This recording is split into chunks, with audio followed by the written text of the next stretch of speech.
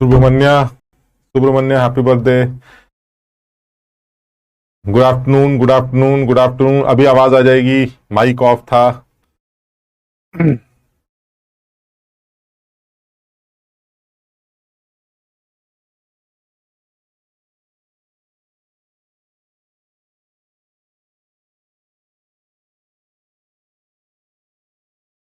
अभी आवाज आ जाएगी।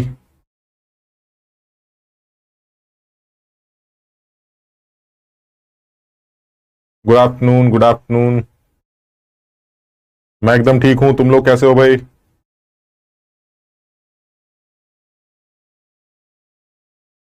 Good afternoon Nikhil, good afternoon Dhruv, good afternoon, नमस्ते।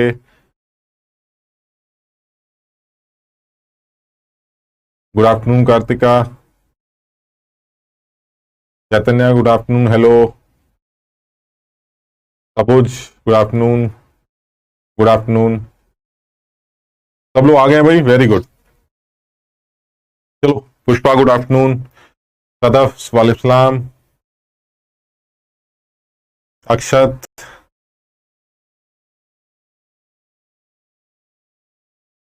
विशाल, it's your birthday today, happy birthday. तो जिन जिन लोगों का आज बर्थडे है उनको विश कर देते हैं, happy birthday to all of you. और उम्मीद करते हैं कि अगला बर्थडे जो तुम्हारा हो वो एक बहुत अच्छा बर्थडे हो, क्योंकि तुम एक बहुत अच्छी जगह पढ़ाई करने जाओ, तो इस उम्मीद के साथ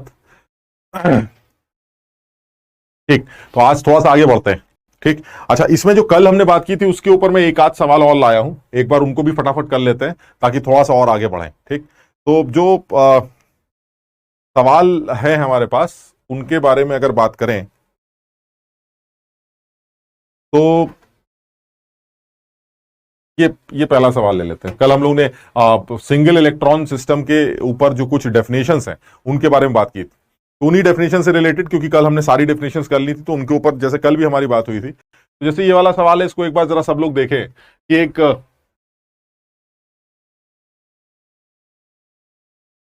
बाइंडिंग एनर्जी दे रखी है, second excited state is given by 13.5, यानी सेकेंड एक्साइटेड स्टेट की बाइंडिंग एनर्जी दे रखी है।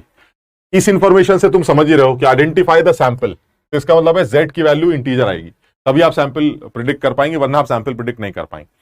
अब इसमें यह चेक करना है कि सर आपने जो दिया है उसको हम जेड से लिंक कैसे करेंगे। तो कल हमारी बात हुई थी बाइंडिंग एनर्जी किसी भी स्टेट की, उस स्टेट की एनर्जी का माइनस हटा दो, बाइंडिंग एनर्जी आ जाएगी। तो उस स्टेट किसकी बात कर रहा है सर? Second excited state. सब ध्यान से करना पड़ेगा, सिर्फ सेकेंड स्टेट नहीं है, सेकेंड एक्साइटेड स्टेट। तो सेकेंड एक्साइटेड स्टेट की जो बाइंडिंग एनर्जी होती है इन जनरल क्या होती है?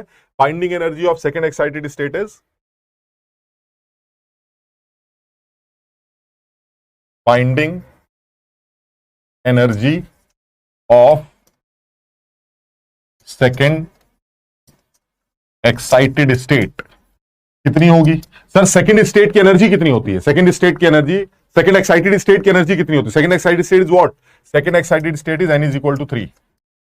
तो थर्ड स्टेट की जो टोटल एनर्जी है वो माइनस 1.51 जेड स्क्वायर होती है, तो फिर बाइंडिंग एनर्जी प्लस में 1.51 जेड स्क्वायर होगी, तो दिस इज प्लस में 1.51 जेड स्क्वायर। लेकिन ये तो सर सवाल में आपको दे रखी है, कितनी दे रखी है सर? 13.5 दे रखी है, बस खत्म हो गया। मैंने कल भी बताया वो जो डेफिनेशंस लिखवाई हैं वो डेफिनेशंस के तौर पर इतनी इंपॉर्टेंट नहीं है जितनी ज्यादा इंपॉर्टेंट सैंपल की इंफॉर्मेशन देने के लिए यूज करी जाती, यानी इनडायरेक्टली आपको सैंपल का पता चल जाता है। तो अगर एन की वैल्यू 3 रख दें आप, तो आप देख रहे हैं कि सेकेंड एक्साइटेड स्टेट की 1.51 जेड स्क्वायर है, तो इसका मतलब ये हुआ मेरे हिसाब से बाइंडिंग एनर्जी इतनी होनी चाहिए और तुम्हारे हिसाब से 13.5 होनी चाहिए। तो इसका मतलब है कि जेड स्क्वायर की वैल्यू मुझे लगता है 9 आएगी और इससे जेड की वैल्यू 3 आनी चाहिए। एक बार करके देखो जरा इसको, अगर मैं इसको डिवाइड करता हूं 1.51 को, तो ऑलमोस्ट 9 निकल के आएगा, और जब आप इसको सॉल्व करेंगे तो ये z की वैल्यू 3 दे देगा। तो जो पहला पार्ट है वो बड़ा आसान हो जाएगा। वो कह रहा है सैंपल कौन सा है, तो सैंपल हमारा लिथियम +2 है। लिथियम मत लिखना भाई, लिथियम लिख दोगे तो 0, लिथियम प्लस लिख दोगे तो डबल 0, और अगर लिथियम +2 लोगे तो नंबर मिलेगा। समझ में ध्यान रखना। तो इसको बिल्कुल ये पहली स्लाइड है सुब्रजीत, ये पहली स्लाइड है। तो ये तो कंफर्म हो गया कि ये हमारा बड़ा आसान सा पहला पार्ट था, बड़ा आसानी से किया जा सकता है। और ये काम खत्म हो गया सैंपल का। ठीक, फिर वो कह रहा है आयनाइजेशन एनर्जी निकालिए, फिर वही डेफिनेशन आ गई, आयनाइजेशन एनर्जी निकालिए। तो आयनाइजेशन एनर्जी की बात कर लेते हैं। आयनाइजेशन एनर्जी कैसे निकल के आएगी, हमने वो भी कर रखा है, ये मेरा पहला पार्ट था। सेकंड पार्ट क्या होगा, सेकंड पार्ट है आयनाइजेशन एनर्जी का, चलिए वो भी निकाल लेते हैं। आयनाइजेशन एनर्जी किसी भी सैंपल की वो +13.6 जेड स्क्वायर होती। जेड स्क्वायर की वैल्यू आप निकाल चुके हैं, नीचे पुट कर दीजिएगा आपको आंसर। और लिथियम का तो वैसे भी तुमने याद कर लिया होगा, 122.4 ईवी आती। बहुत बढ़िया बढ़िया, कई लोग आंसर बता रहे हैं। अब ये येलो वाला नहीं दिख रहा होगा, रेड वाला तो दिख रहा होगा, और येलो वाला मैंने कुछ लिखा ही नहीं, मैंने सिर्फ सैंपल का आंसर लिखा है। Sample is lithium +2। मैंने जो सैंपल का आंसर लिखा है वो लिथियम +2 लिखा है बस। This is lithium +2।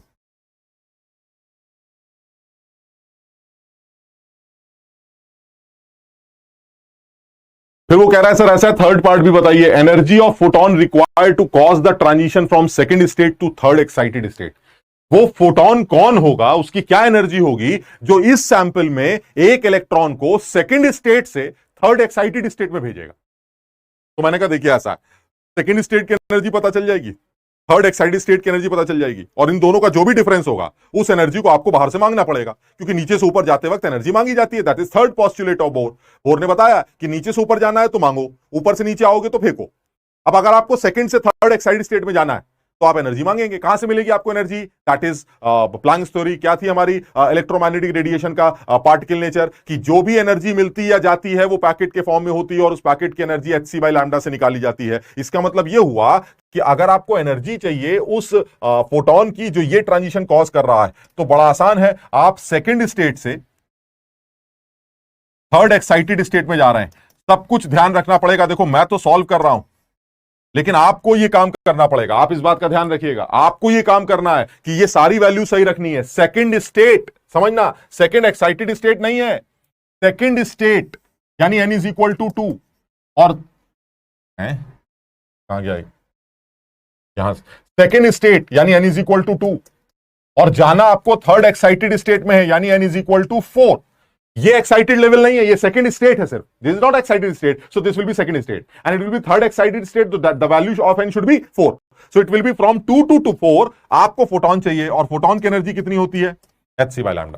तो हमें हालांकि एनर्जी से मतलब है, तो एनर्जी हम यहां से निकाल लेंगे। चौथे ऑर्बिट की एनर्जी पता है, दूसरे ऑर्बिट सब याद कर रखा है यार, कुछ भी नहीं करना। यानी अल्टीमेटली अगर आपको यह निकालना है कि इस फोटोन की एनर्जी क्या होगी, तो फोटोन की एनर्जी होगी E4 - E2, और E4 और E2 आप याद कर चुके हैं। 0.85 माइनस में Z स्क्वायर को माइनस करेंगे सेकंड से, दैट इज माइनस ऑफ क्या था 3.4, तो ये हो जाएगा +3.4। Z स्क्वायर कॉमन ले लेते हैं, ये आपका आंसर आ जाएगा, ये फोटोन की एनर्जी आ जाएगी। फोर्थ ऑर्बिट की energy -0.85 Z square, second orbit की एनर्जी -3.4 Z स्क्वायर, दोनों को आपस में माइनस कर देंगे, माइनस करके आपको बढ़िया फोटोन की एनर्जी मिल जाएगी। ये पार्ट भी बड़ी आसानी से सॉल्व किया जा सकता है। सब लोगों के समझ में आ रहा है ये? जो भी सॉल्व करके आएगा ये लोकेश पहली स्लाइड है। ठीक, अच्छा अब वो ये कह रहा है कि भाई मुझे जो है ये वेवलेंथ और बता दीजिए। तो मैंने कहा भाई वेवलेंथ भी सुन लीजिए, ऐसा कोई खास बात तो है नहीं। वेवलेंथ एमिटेड फोटोन की क्या होगी जब इसी सिस्टम में एक इलेक्ट्रॉन फर्स्ट एक्साइटेड स्टेट से ग्राउंड स्टेट में आता है। अब उल्टा हो गया। अब उल्टा क्या हो गया, अब आप एक्साइटेड लेवल से ग्राउंड लेवल पे आ रहे हैं, तो अब आप बाहर फेंकेंगे, क्या फेंकेंगे? फोटोन फेंकेंगे। तो उस फोटोन की वेवलेंथ निकालनी है, तो हम उस फोटोन की वेवलेंथ निकाल लेंगे। कर लिया। इस बार आप एनर्जी का ये वाला फॉर्मूला यूज कर सकते हैं, hc/λ वाला। हालांकि तुम्हें मैंने दूसरा फॉर्मूला बता रखा है, मैं अभी बता देता हूं, तुम उसको ध्यान रखना कि अगर आपको एनर्जी फोटोन की वेवलेंथ कैलकुलेट करनी है, तब कैलकुलेट करनी है जब आपका इलेक्ट्रॉन गिर रहा है सेकंड से फर्स्ट में, बिकॉज फर्स्ट एक्साइटेड लेवल का मतलब होता है n = 2। This is n = 2। और ग्राउंड लेवल पर अगर आपको आना है तो इसका मतलब n = 1 पर आना है। तो अगर आपको 2 से 1 पे आना है तो आप एनर्जी एमिट करेंगे। आप एनर्जी एमिट करेंगे तो किस फॉर्म में करेंगे? फोटोन के फॉर्म में करेंगे। फोटोन की एनर्जी क्या होती है? hc/λ। तो आप hc/λ को यूज करके लैम्डा कैलकुलेट कर सकते, खत्म हो गया। अब मैंने तुम्हें लेकिन एक आसान तरीका बताया। क्या बताया? कि जब कभी भी फोटोन की वेवलेंथ कैलकुलेट करनी होती लैम्डा, ये हम चौथे पार्ट की बात कर रहे हैं, तो लैम्डा एंगस्ट्रॉम में निकल के आता है इस फॉर्मूले से, 12400 अपॉन डेल्टा ई इन ईवी। ये फॉर्मूला याद कर लेते हैं। This lambda is the wavelength of the photon emitted, जिसकी एनर्जी ईवी में ये डेल्टा ईवी। अब बताओ सेकंड से वन में अगर कोई आदमी गिरता है तो क्या गैप आएगा एनर्जी का, जरा बताइए। अगर आप सेकंड से वन में गिरते हैं तो क्या गैप आएगा। ये सेकंड है, ये वन है। सेकंड की एनर्जी होती है -3.4 इंटू जेड स्क्वायर, और जो फर्स्ट लेवल है उसकी एनर्जी होती है -13.6 इंटू जेड स्क्वायर। तो इन दोनों का जो गैप होगा वही गैप फोटोन की एनर्जी होगी, और ये गैप होता है 10.2 इंटू जेड स्क्वायर। ये है वो फोटोन की एनर्जी। इस एनर्जी को उठा के यहां पुट कर दीजिए, आपको मस्त एंगस्ट्रॉम में फोटोन की वेवलेंथ मिल जाएगी। सब लोग इसको समझने की कोशिश करना, सब लोग इसको ध्यान रखने की कोशिश करना। पवन हैप्पी बर्थडे बेटा, इसका बिल्कुल ध्यान रखना, इसका एकदम सब कुछ इस बिल्कुल क्लियर है। मैंने ये जो फॉर्मूला बताया, ये फोटोन की वेवलेंथ निकालने का बताया। मैं अभी एक टॉपिक करूंगा जिसमें फोटोन की वेवलेंथ लंबे तरीके से भी निकालूंगा, जब लेकिन आसान तरीका फोटोन की वेवलेंथ निकालने का ये 12400 upon energy of photon in EV. और फोटोन की एनर्जी कहां से आ रही है, जब ऊपर से नीचे इलेक्ट्रॉन जंप करेगा तो उसको अपनी एनर्जी कम करनी पड़ेगी, तो उस एनर्जी को वो बाहर निकाल देगा। और वो किस फॉर्म में निकालेगा, फोटोन के फॉर्म में। तो अल्टीमेटली वही फोटोन की एनर्जी जो ईवी में निकल के आ रही है सबट्रैक्ट करने से 10.2 इंटू 9, वो आप यहां पुट कर दीजिए, आपको सीधे उस फोटोन की क्या मिल जाएगी, वेवलेंथ। सब लोगों को क्लियर है। आकाश कह रहा है समझ में आता है, क्वेश्चन सॉल्व नहीं हो पाता। बेटा जिन चैप्टर्स की आपने अभी तक बात की है, जिन 2 चैप्टर्स की आपने बात की है, उन 2 चैप्टर्स के सवाल थोड़े होते ही ऐसे हैं कि जब तक वो लगे नहीं रहे, प्रैक्टिस ना हो, तब तक उसमें कॉन्फिडेंस नहीं आता। मैंने पहले ही बोला था, कुछ दिन की बात है, आप थोड़ा सा लगे रहिए, सवालों को करते रहिए, फिर आपको एक पर्टिकुलर तरह के सवाल जब एक बार आप ट्रैवल कर लेंगे तो आपको लगेगा कि सारे सवाल इसी तरह के होते हैं। इसलिए उसमें थोड़ा सा टाइम लगेगा, लेकिन करना। शाबाश। जो भी आरुषि कह रही है आज उसका बर्थडे, आरुषि हैप्पी बर्थडे बेटा, गॉड ब्लेस। आज सबका बर्थडे है क्या, जबरदस्ती सब। आज मेरा भी बर्थडे है सर, मेरा भी बर्थडे है आज, तो मेरा भी बर्थडे है, बहुत बढ़िया। लेकिन जिन जिन लोगों का आज बर्थडे है उन लोगों को मेरी तरफ से बहुत बहुत शुभकामनाएं, और बहुत खुश रहें, और कोशिश करें कि उनका अगला बर्थडे बहुत खुशी के साथ गुजरे, है ना। तो उसके लिए जम के तैयारी की जाए। आप Z लेकिन वही है, Z जो है हमारा वही आ रहा है जो हमने पहले Z की वैल्यू निकाल रखी है, वही हमने पुट करी। यानी वो इस सैंपल की बात कर रहा है। इस सैंपल के ये 4 आंसर बताइए। तो सबसे पहले सैंपल Z से आ गया, फिर उसके बाद कहा भाई वो फोटोन वोटोन की एनर्जी निकालो, वो हमने एनर्जी के गैप से निकाल ली। हमने सारी चीजें याद कर रखी है, हमें कुछ कैलकुलेट ही नहीं करना, थोड़ा बहुत यहाँ कैलकुलेशन करनी है, बाकी कुछ करना ही नहीं है। सारी वैल्यूज तो याद ही कर रखी है। सोचो जिन बच्चों ने वो एनर्जी लेवल डायग्राम याद नहीं कर रखा है, वो इन दोनों वैल्यूज को निकालेंगे पहले। चौथे की एनर्जी वो निकालेंगे 13.6 को 16 से डिवाइड करके, खत्म हो जाएंगे यार। वो जिंदा कहां बचेंगे, क्योंकि उनसे तो कैलकुलेशन होती नहीं। तो इसलिए पहले से याद कर लो। इसको याद करोगे तो तुम्हें बहुत फायदा नजर आएगा, अभी और भी बहुत फायदा नजर आएगा, ये बहुत फायदा नजर आएगा। सब लोग को समझ में आ रहा है। सबको एक साथ हैप्पी बर्थडे बोल दिया मैंने, हैप्पी बर्थडे टू ऑल। ठीक, अच्छा अब और आगे बढ़ते हैं, एक सवाल और ले लेते हैं। चलिए इसी का एक सवाल और कर लेते हैं, बस ये ले लीजिए आप। अब इसमें क्या करना है, इसमें ध्यान से देखना जरा। इस बार उसने फर्स्ट एक्साइटेशन पोटेंशियल दे रखा। फर्स्ट एक्साइटेशन पोटेंशियल क्या बताया गया है, फर्स्ट एक्साइटेशन पोटेंशियल का मतलब है फर्स्ट एक्साइटेशन एनर्जी में से ई हटा लो, पोटेंशियल आ जाएगा।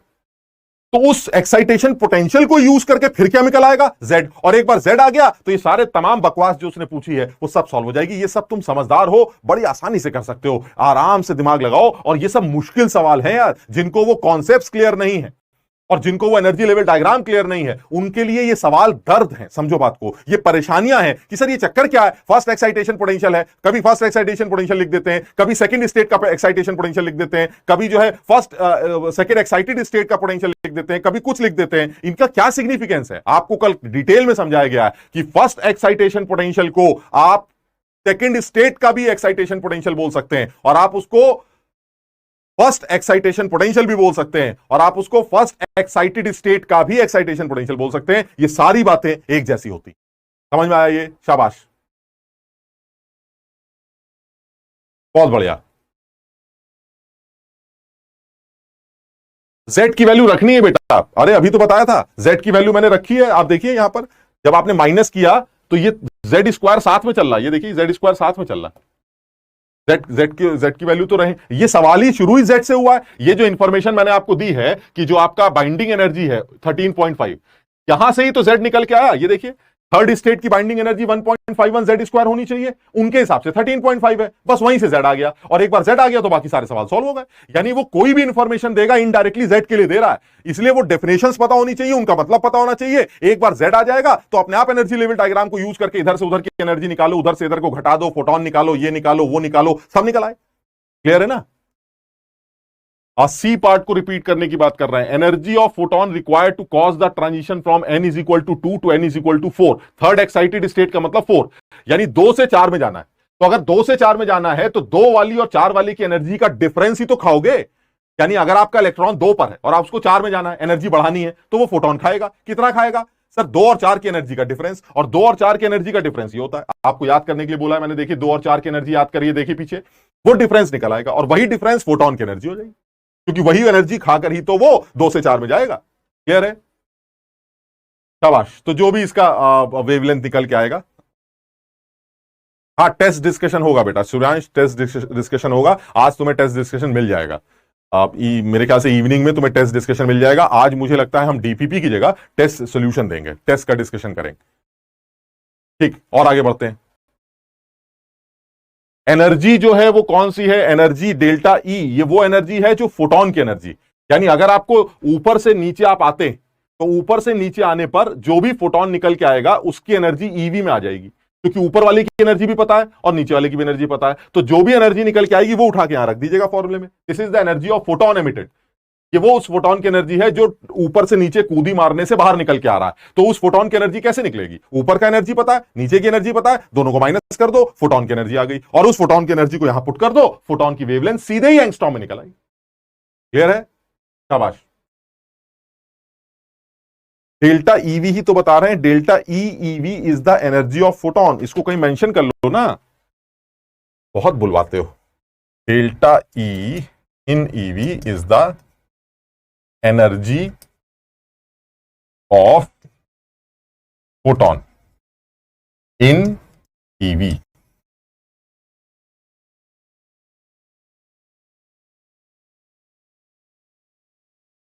नहीं, बाइंडिंग पोटेंशियल कुछ नहीं होगा बेटा।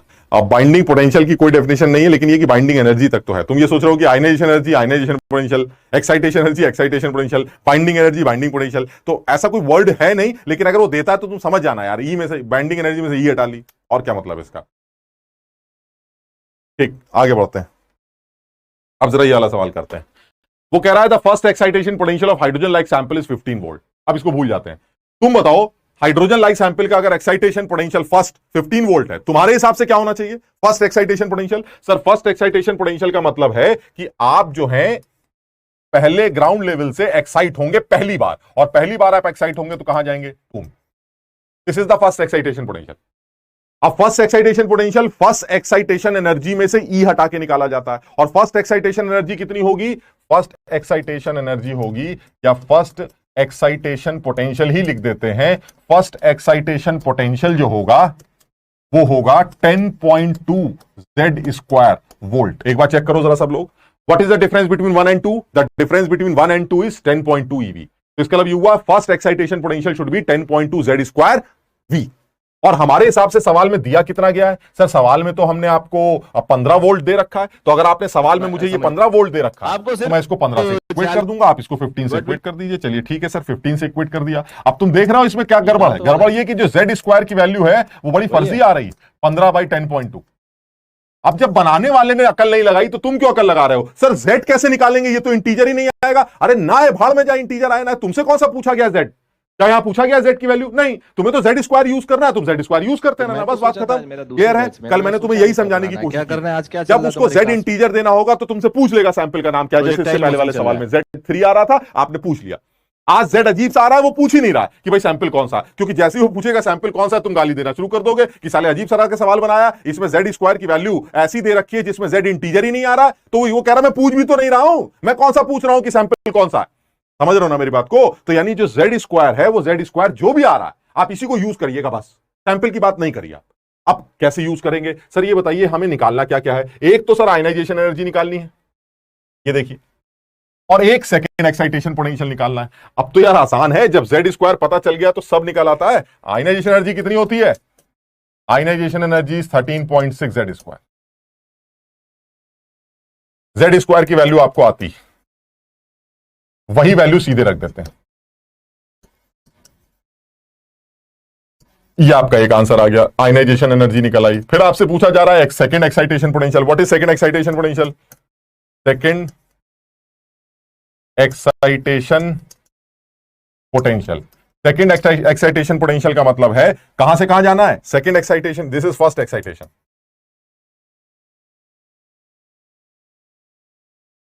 अब सेकेंड एक्साइटेशन क्या होगा, सर आप ग्राउंड पर हैं और आपको जाना 3 पर है, इसका मतलब ये हुआ this is my second excitation.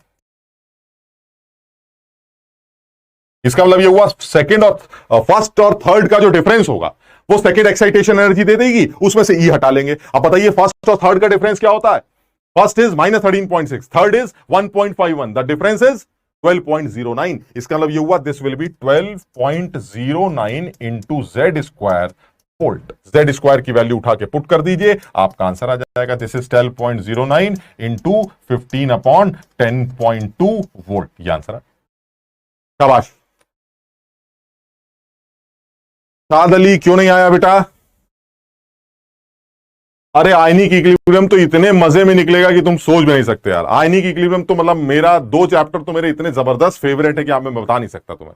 एक सॉलिड स्टेट और एक आयनिक इक्विलिब्रियम मुझे बहुत अच्छा लगता है और मुझे पढ़ाने में भी बड़ा मजा आता है उसको। तो आयनिक और सॉलिड में तो मजा ही आ जाएगा एकदम। शाबाश।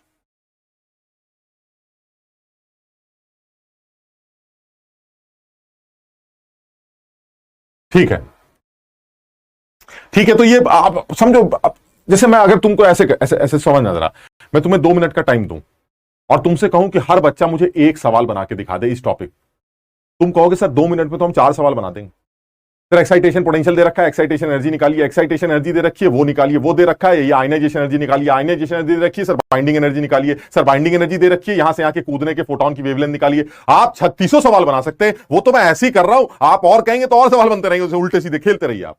और जेई के लिए ये इसलिए मुश्किल है क्योंकि बच्चों को इनकी डेफिनेशन नहीं पता, उनको पता ही नहीं कि आयनाइजेशन एनर्जी होती है, उनको ये पता ही नहीं कि एक्साइटेशन पोटेंशियल का मतलब 12.09 जेड स्क्वायर होता है सेकंड एक्साइटेशन पोटेंशियल, क्योंकि उन्होंने डेफिनेशन समझी नहीं है, उनको डेफिनेशन पता नहीं है। इसलिए इंपॉर्टेंट क्या, इंपॉर्टेंट ये सवाल नहीं, इंपॉर्टेंट है कि आप सवाल को समझ पाए कि जो उसने दिया है वो क्या है, ताकि मैं जेड निकाल सकूं या जेड स्क्वायर निकाल सकूं और फिर उसको यूज कर सकूं अपने आंसर्स निकालने में। क्लियर है ना सबको ये वाली बात?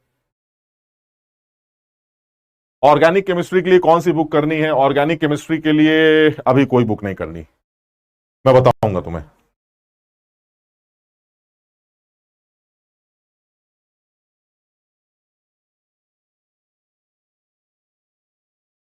शिक्षा क्या कह रहे हो? कल मैंने डायरेक्ट सेकंड की 12.09 बताई थी, क्या बताई थी भाई? देख लो ना यार, एक बार कुछ गलती गलती हो सकती है यार, समझो बात को, एक बार चेक कर लेना। तुम्हें सब कुछ आता है शिक्षा, तुम अपने आप चेक करो। अगर मुझसे कोई गलती हुई है लिखने में या कल बताने में, तो अब तुम लोगों को सारी चीजें पता है, उसको चेक करो। अगर मैंने कुछ गलत किया है तो उसको सही कर लो, ठीक है? और आगे बढ़ते हैं। तो ये जो एक पर्टिकुलर कैटेगरी है ना, ये बड़ी इंपॉर्टेंट है। मतलब मुझे लगता है बोर मॉडल का सबसे इंपॉर्टेंट पोर्शन ये, क्यों? क्योंकि बोर मॉडल में एनर्जीज कैलकुलेट करवाने के बाद उसने एनर्जी लेवल डायग्राम बनवाया और उसके बाद उसने कहा भाई ऐसा है, अब मैं सिंगल इलेक्ट्रॉन सिस्टम की कुछ डेफिनेशन दे देता हूं। मैं इसमें एक सवाल और डालता हूं यार, मुझे एकदम से कुछ लग रहा है कि मैं एक सवाल इसके अंदर और डालूं जो थोड़ा सा हटके हो, वो भी करते हैं।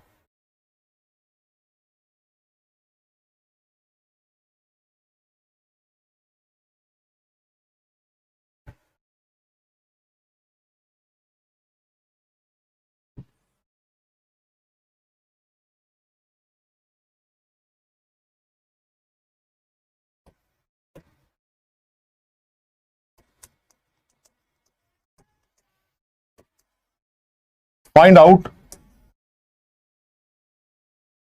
The energy required for this reaction. कौन सा प्रोसेस है? लिथियम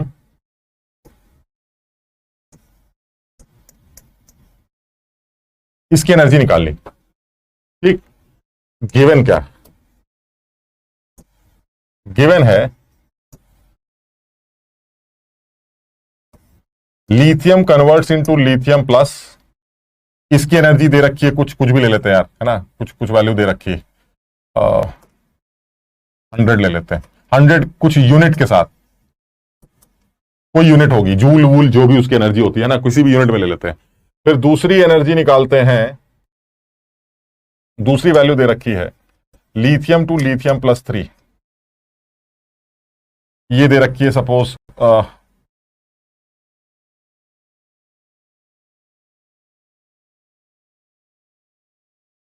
340 यूनिट ले लेते हैं, बल्कि मैं तो कहता हूं यूनिट को जूल ही ले लेते हैं, ज्यादा क्या दिमाग लगाना है इसमें। वो जो भी सवाल बनाएगा अपने हिसाब से देख लेंगे। अभी ऐसे ही ले लेते हैं, इसकी यूनिट भी रख लेते हैं ताकि एक यूनिट का कन्वर्जन भी आ जाए मेरे सामने। अब इन सब चीजों की प्रैक्टिस रहेगी तो सही। ये जूल ले लेते हैं, और मुझे ये एनर्जी चाहिए, ये गिवन। अकल लगाओ, एडवांस लेवल का बड़ा अच्छा ऑब्जेक्टिव सवाल। मुझे लिथियम प्लस से लिथियम प्लस 2 की एनर्जी चाहिए। मैंने लिथियम से लिथियम प्लस की और लिथियम से लिथियम प्लस 3 की एनर्जी आपको दे रखी है। What will be the energy required to convert lithium plus यानी lithium single ion to lithium doubly positive ion? बताओ कैसे निकाल।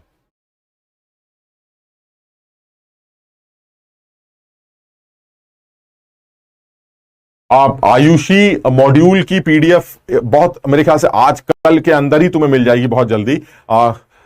सर आपकी आवाज इतनी मस्त है कि केमिस्ट्री खुद ही समझ में आ जाती है। बहुत बढ़िया, आवाज से केमिस्ट्री समझ में आ रही है, ये तो अच्छी बात है। केमिस्ट्री समझ में आनी चाहिए, आवाज कैसी भी हो। बॉर्न हेबर साइकिल, बेटा बॉर्न हेबर साइकिल ये नहीं है। Born Haber cycle chemical bonding में कराया जाता है, नहीं तो थर्मोकेमिस्ट्री में कराया जाता है। ये बॉर्न हेबर साइकिल तो नहीं है। Born Haber cycle is used to calculate the lattice energy of an ionic crystal. वो लैटिस एनर्जी कैलकुलेशन के लिए यूज किया जाता है। This is not a lattice, ये तो एक सिंगल एटम्स और सिंगल आयंस के बारे में बात हो रही है। तो आप बॉर्न हेबर साइकिल मत बोलिए। हाँ, अगर आप हेस लॉ की बात करें तो मैं मान सकता हूं, बिकॉज बॉर्न हेबर साइकिल के अंदर हेस लॉ का एप्लीकेशन है, तो आप यहां हेस लॉ की बात कह सकते हैं, लेकिन बॉर्न हेबर साइकिल मत बोलिए। Module is sufficient. जो मॉड्यूल तुम्हें मिलेगा मैंने उसको खुद देखा है। आप उसकी थ्योरी भी पढ़िएगा, उसमें थ्योरी में भी बहुत कुछ सीखने को मिलेगा। मतलब आप समझिए इस बात को, ये जो कोर्स है, इस कोर्स के 3 हिस्से बल्कि 4 हिस्से। पहला हिस्सा है जो मैं भौंकता हूं, ठीक, जो आपको समझाता हूं, पहला हिस्सा।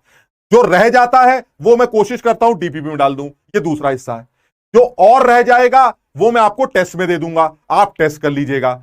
चौथा जो पोर्शन है वो है मेरा ही मॉड्यूल, यानी ये हम 4 लोग मिलके तुम्हारी तैयारी में लगे।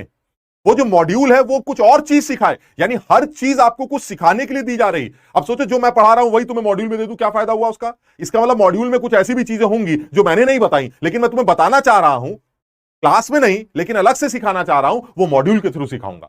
आपको उस मॉड्यूल को देख के मजा आ जाएगा। आपको कम से कम नहीं तो 100-150 सवाल हर चैप्टर के 200 सवाल मिल जाएंगे, आप बिल्कुल मस्त हो जाएंगे। उससे ज्यादा करने की जरूरत ही नहीं पड़ेगी आपको कुछ, इसलिए कोई किताब का नाम ही मत लो।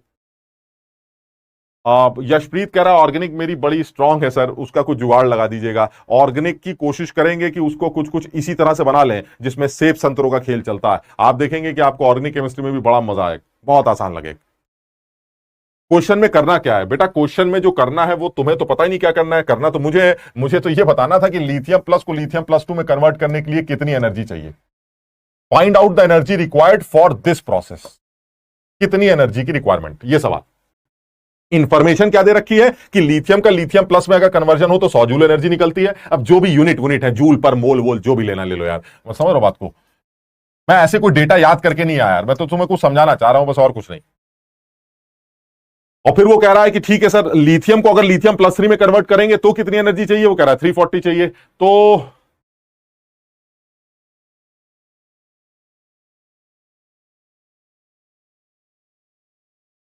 हमें ये एनर्जी कैलकुलेट करनी।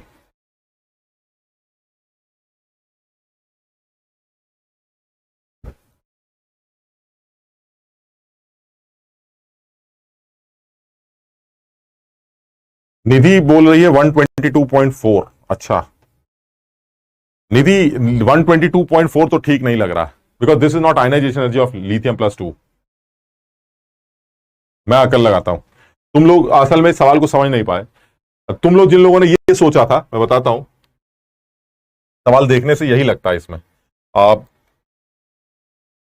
इसको भूल जाते हैं जरा सा, है ना। पहले देखते हैं कि चल क्या रहा है। चल ये रहा है कि मुझे ऐसा लगता है कि लिथियम पकड़ के लाए और लिथियम को प्लस में कन्वर्ट कर दिया, फिर लिथियम प्लस पकड़ के लाए, उसको लिथियम प्लस 2 में कन्वर्ट कर दिया, फिर लिथियम प्लस 2 पकड़ के लाए, उसको लिथियम प्लस 3 में कन्वर्ट कर दिया, और इन तीनों को जोड़ा तो पता ये चला कि लिथियम जो है वो लिथियम प्लस 3 में कन्वर्ट हो रहा है।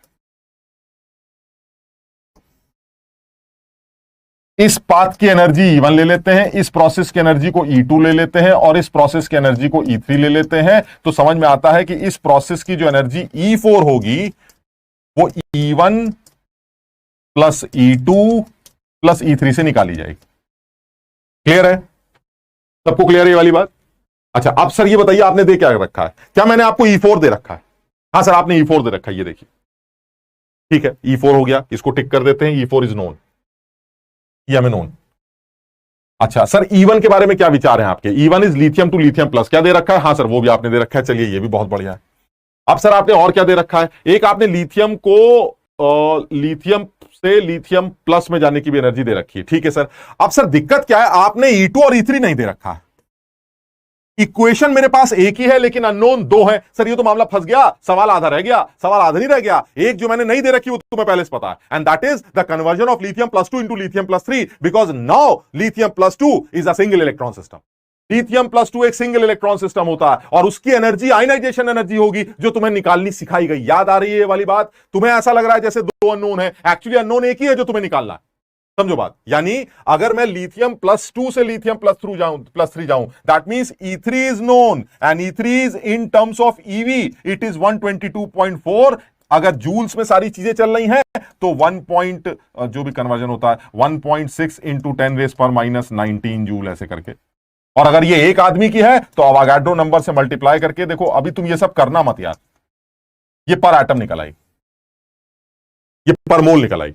तुम मल्टीप्लाई वगैरह मत करना क्योंकि ये डेटा सब मैंने उल्टा सीधा बनाया। मैं सिर्फ तुम्हें समझाने की बात कर रहा हूं। तुम इस सवाल के की महक लो, इस सवाल को समझने की कोशिश करो। समझना ये था कि इसमें दो अननोन्स दिखाई देते हैं जबकि एक्चुअली इसमें जो एक अननोन है वो अननोन लग रहा है क्योंकि मैंने दिया नहीं, लेकिन वो तुम्हें आता है निकालना। सिंगल इलेक्ट्रॉन सिस्टम की आयनाइजेशन एनर्जी तो निकाल लेते हो, 13.6 Z²। लिथियम, इनमें से कौन सा सिंगल इलेक्ट्रॉन सिस्टम? सर ये वाला लिथियम प्लस 2। लिथियम प्लस 2 को लिथियम प्लस 3 में कन्वर्ट करना, ये तो सर आपने 122.4 EV पर एटम बताया है। तो अगर आपकी बातें सारी मोल में चल रही हैं तो मैं पर मोल एनर्जी निकाल सकता हूं अवागाड्रो नंबर से मल्टीप्लाई करके। ये जो वैल्यू आएगी वो E3 की आएगी। E1 E2 आपने दे रखे हैं, नहीं E1 और E4 आपने दे रखे हैं। बचा क्या सर? E2। तो E2 निकाल लेना सर, यहां से E2 की वैल्यू आ जाएगी। बस सॉल्व मत करना। सॉल्व इसलिए मत करना क्योंकि डेटा एब्सर्ड सा बनाया मैंने, कहीं ऐसा ना हो E2 की वैल्यू माइनस में आ जाए, तो तुम चक्कर मत पड़ना। बहुत सीधी सी बात समझाना चाह रहा हूं। कभी ऐसा सवाल आ सकता कि आपको पता ही नहीं चल पा रहा है कि यार ये कौन सी एनर्जी, दो अननोन सॉल्व कैसे करेंगे। एक और इक्वेशन चाहिए थी, वो इक्वेशन इसलिए नहीं दे रखी है क्योंकि वो सिंगल इलेक्ट्रॉन सिस्टम बन चुका है और सिंगल इलेक्ट्रॉन सिस्टम की आयनाइजेशन एनर्जी निकालनी आपको आती है 13.6 Z² से। क्योंकि ये लिथियम प्लस 2 है, Z की वैल्यू 3 रखेंगे और Z की वैल्यू 3 रखते ही वो 122.4 बन जाएगा और उसको EV में कन्वर्ट कर, जूल में कन्वर्ट किया, पर मोल निकालने के लिए अवागाड्रो नंबर से मल्टीप्लाई कर। Is this clear? Akhil, E is additive, energy is additive, but EMF is not additive. This E is not EMF.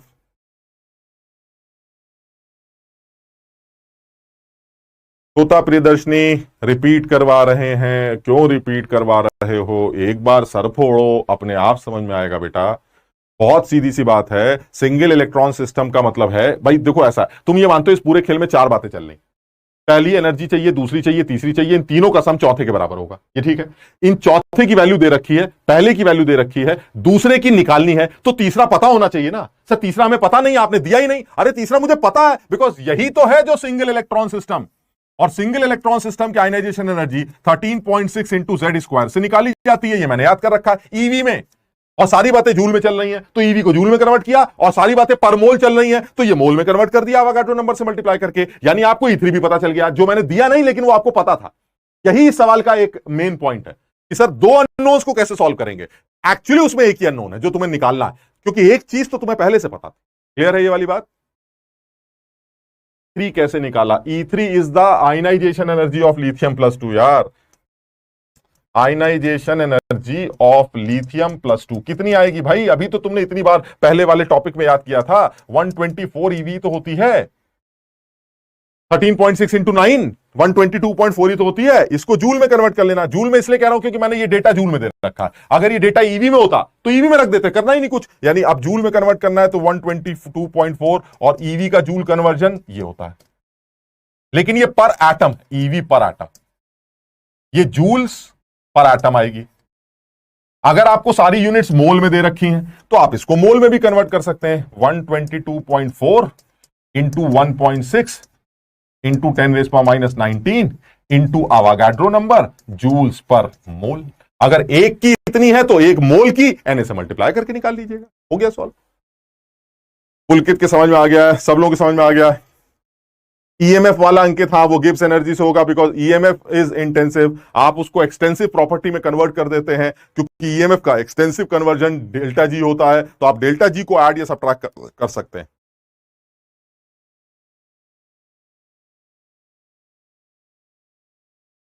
शाबाश, बिल्कुल जेई एडवांस में आ सकता है, बिल्कुल आ सकता है, क्योंकि ये कंफ्यूज करने वाला सवाल, इसमें ये समझ में नहीं आता बच्चों को कि ये 2 एनर्जीज क्यों नहीं दे रखी। जिस तरह से आप सोचो 2 में से 1 दे देता तो फिर सवाल में बचता क्या, घटा के निकाल लेते। उसने जानबूझ के एक छुपा ली। अब देखते हैं कि तुम्हें पता है कि नहीं कि वो तुम्हें निकालनी आती है, क्योंकि तुम्हें सिंगल इलेक्ट्रॉन की आयनाइजेशन एनर्जी निकालनी आती है, बस उसको यूज कर लेंगे। शाबाश, और आगे बढ़ते हैं, ठीक है ना। तो अब थोड़ा सा और आगे बढ़ते हैं, अब आते हैं अपने दूसरे पोर्शन पे। एंड दूसरा पोर्शन इज, ये बिल्कुल बेकार का पोर्शन है, क्योंकि इसका तो एक बड़ा आसान सा आंसर आता है, हम उसी को यूज करते हैं। लेकिन यहां पर मैंने इसलिए ये बात उठाई है क्योंकि मुझे थोड़ा सा एक चीज और भी याद रखनी है कि जो टॉपिक है हमारा वो है how to calculate the wavelength of the emitted photon. जो फोटोन एमिट हो रहा है उसकी वेवलेंथ कैसे निकलेगी। तो यार ये तो हमने अभी सीखा भी था, मैंने एक सवाल भी कराया तुम्हें, वो 12,400 वाला। लेकिन मैं चाह रहा हूं कि हम एक और कांस्टेंट याद कर लें, क्योंकि मैंने देखा है कि जब हम हाइड्रोजन के एमिशन स्पेक्ट्रम के सवाल देखते हैं तो मैंने इस तरह के सवाल भी देखे हैं किताबों में और पूछे भी गए हैं कि वेवलेंथ को रिडबर्ग कांस्टेंट के टर्म में निकालिए। तो कहीं पता ही ना हो कि रिडबर्ग साहब हैं कौन, क्या कह के मरे हैं, तो हम फिर आंसर कैसे निकालेंगे। तो हम उस चीज को वहां से लेके आ रहे हैं। लेकिन फिर वही है, अगर न्यूमेरिकली सॉल्व करना है तो वो 12,400 वाला सबसे आसान तरीका होता है। रिडबर्ग से मुझे कभी कोई मतलब नहीं होता, मैं बताता हूं क्या कह रहा हूं। लेकिन यार इसके लिए गड़बड़ यह है कि मुझे एनर्जी का फॉर्मूला याद नहीं है। अगर तुम्हें एनर्जी का फॉर्मूला किसी को याद हो तो वो लिख लेते हैं, पहले एक बार मुझे देख लेने दो। एनर्जी जो हमने इलेक्ट्रॉन की निकाली थी, अगर यहां पर हो तो उसको पहले यूज करना है मुझे, तो मैं उस एनर्जी को पहले लिख लेता हूं। क्या कहीं एनर्जी लिखी है? बिल्कुल लिखी है सर, ये है आपकी एनर्जी। इसको याद कर लो भाई फटाक से जरा एक बार अपनी कॉपी में, -2π² mk² z² e⁴। 2π² mk² e⁴। ठीक, तो इसको यूज कर लेते हैं।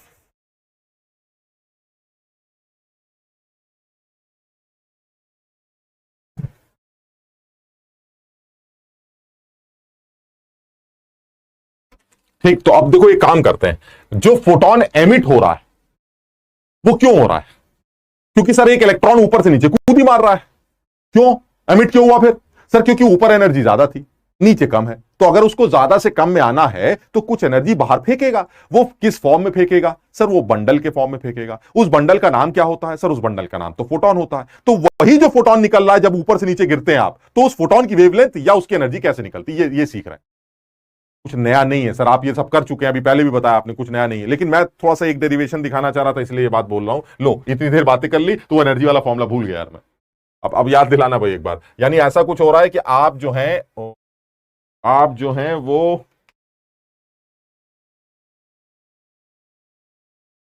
यहां से यहां कूदी मार रहे हैं। आपका एटॉमिक नंबर Z है और आप यहां से यहां जंप मार रहे हैं। तो तुम सब जानते हो ये क्या निकल के आएगा? फोटोन निकल के आएगा। इस फोटोन की एनर्जी कितनी होगी? hc/λ होगी। चलिए ठीक है, अब करते जरा ये बताइए सर, जब आप ऊपर थे तो आपकी एनर्जी कितनी थी? जब मैं ऊपर था N2 शेल में तो मेरी एनर्जी कितनी थी? तो मैंने N2 की एनर्जी निकाली, EN2 is equal to -2π² mk² e⁴ upon h² z²/n²।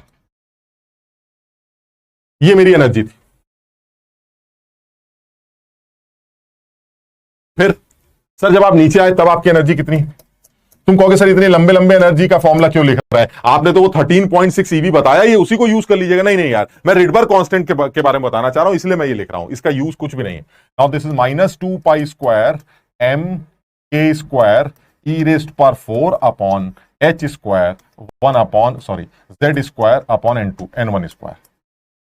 यानी जब आप यहां थे तो आपकी एनर्जी ये थी, और जब आप नीचे गिरे तो आपकी एनर्जी है। तो ये बताइए जब ऊपर से नीचे गिरेंगे तो एनर्जी का क्या होगा? सर वो फोटोन के फॉर्म में बाहर निकल आएगी। तो जो फोटोन निकल के आएगा उसकी एनर्जी क्या होगी? सर उसकी एनर्जी डेल्टा ई होगी, and that delta E must be equal to E2 - E1। यानी En2 माइनस En1। अब जरा वैल्यू निकालते हैं। जब आप माइनस करेंगे तो देख रहे हो ये सारी बकवास कॉमन आ रही है, ठीक। तो इस कॉमन को इकट्ठा कर लेते हैं।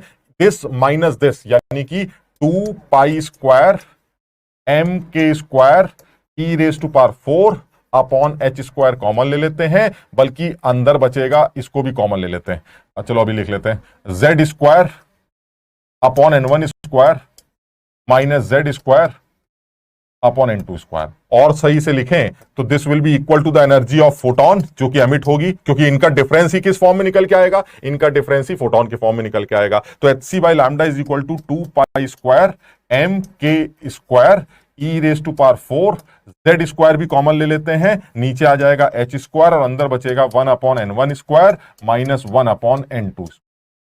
This is H by lambda. So 1 by lambda is equal to H को भी नीचे भेज देते हैं, तो this is 2 pi square M K square E raise to power 4 Z square upon H cube C, H C नीचे चला जाएगा, एच क्यूब सी और अंदर बचेगा 1 upon N1 square minus 1 upon N2।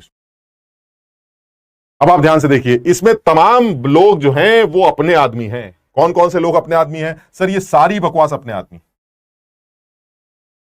ये सारे कांस्टेंट्स हैं सर, सारे के सारे कांस्टेंट्स। अगर मैं इन कांस्टेंट्स की वैल्यूज पुट करूं, तो मैं सारी वैल्यूज याद है, मैं दोबारा लिख रहा हूं ताकि तुम याद कर सको। Mass of electron 9.1 into 10 raise power minus 31, electronic charge 1.6 into 10 raise power minus 19 coulomb, K की value 9 into 10 raise power 9 newton meter square per coulomb square, और क्या बचा, एच की value 6.626 into 10 raise power minus 34 joule second, speed of light 3 into 10 raise power 8 meter per second. Sir ये सारी values मैंने यहां उठा के पुट कर दी।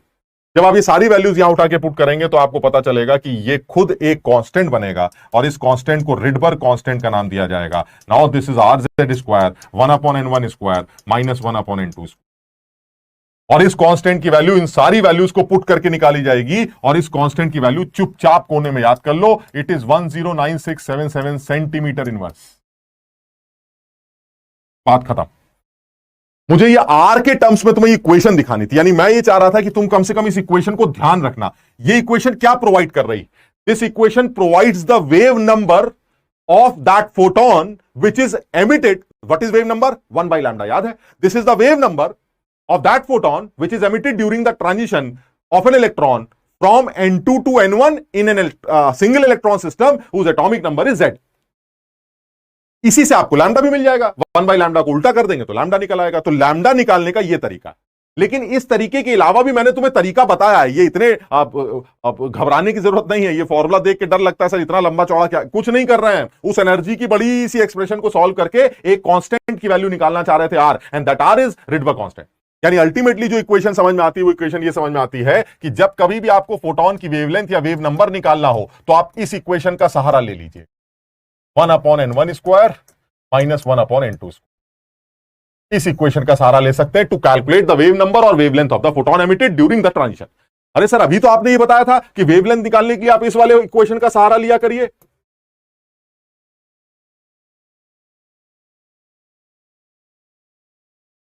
हां, मैं अब भी यही कहूंगा कि अगर फोटोन की वेवलेंथ निकालनी है तो ये रेडबर्ग फिडबर्ग के चक्कर में मत पड़ना। ये बड़ी गंदी कैलकुलेशन होती है भाई। ये देखने में आसान लग रही है, इसलिए मुश्किल है क्योंकि एक तो आर गंदा, ऊपर से N1 N2 गंदे, सब कुछ रखने रखाने के बाद जो आंसर आता है वो 1 बाई लैम्डा का आता है। निकालना लैम्डा है। किसी भी चीज को 1 को किसी चीज से डिवाइड करना जानलेवा होता है। इसलिए बेहतर है कि आप फोटोन की वेवलेंथ यहां से ना निकालें, इसी फॉर्मूले से निकालें, क्योंकि फोटोन की एनर्जी आपको याद है, सारे लेवल याद कर रखे हैं और वो ईवी में याद कर रखे हैं। वो सीधे ईवी उठा के यहां ठूस देना, खट से लैम्डा बाहर आ जाएगा और एंगस्ट्रॉम में आएगा। लेकिन मैंने फिर आप ये वाला लैम्डा निकालने का तरीका क्यों बता रहे हैं? क्योंकि मैंने देखा है कि कुछ सवाल में ये कहता है कि एक इलेक्ट्रॉन 3 से 2 में जंप करेगा, find out the wavelength of the photon in terms of R. अरे तो जब आर का फॉर्मूला ही नहीं आता होगा तो आर के टर्म्स में कैसे निकालोगे यार? मेरी बात सब लोग समझ रहे हैं कि नहीं? 1 बाई आर की वैल्यू 911 एंगस्ट्रॉम होती है, ठीक।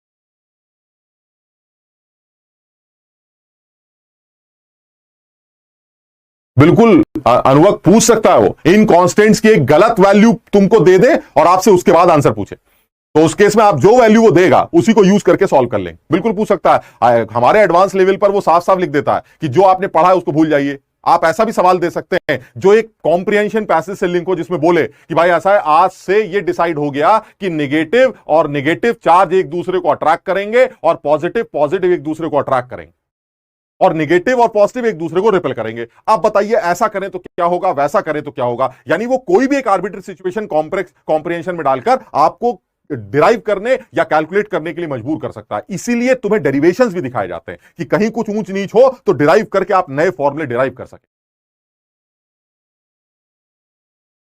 शाबाश।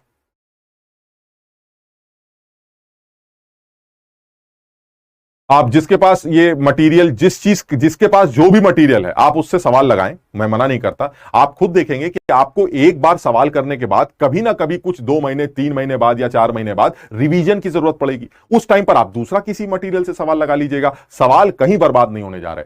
ये सिर्फ तुम्हारे पढ़ाई की बात है। सर 12 घंटे पढ़ते हैं, बताइए क्या करना है। आप बताइए, अब तो खत्म हो गई। सर हम 1.5 घंटे पढ़ते हैं, बताइए क्या करें, कब क्या पढ़ना। अबे 1.5 घंटे में तुम हमारा लगा लो, उसका लगा लो, एनसीईआरटी पढ़ लो, क्या पढ़ो, कुछ नहीं पढ़ो। 12 घंटे पढ़ने वाला आदमी पूछ सकता है सर आपका यहां निपटाया, उसका वहां निपटाया, इसका यहां निपटाया। अब समझ में आता। तो जब तक पढ़ाई 12 घंटे नहीं होगी तब तक क्या है, कुछ कुछ भी कर लो, कोई फर्क ही नहीं पड़ेगा। मॉड्यूल कहां से खरीदें? अरे रुक जाओ भाई, मॉड्यूल की एक पीडीएफ तो तुम्हें मिलने ही जा रही है और उसके बाद मॉड्यूल तुम्हारे घर पहुंच जाएगा। सिर्फ प्रिंटिंग में जरा सी डिले हो रही है क्योंकि मॉड्यूल बहुत सारे हैं। आपको बहुत जल्दी वो प्रिंटेड फॉर्म में भी मिल जाएगा। अभी पीडीएफ एक एक 2-2 चैप्टर्स की पीडीएफ, 2 चैप्टर्स की पीडीएफ डालने वाला हूं मैं। जैसे मैं बताता हूं, मैं ये क्या बता रहा हूं तुम्हें, ये आर के टर्म्स वाला क्या बताना चाह रहा हूं, तुम अपने आप समझ जाओगे।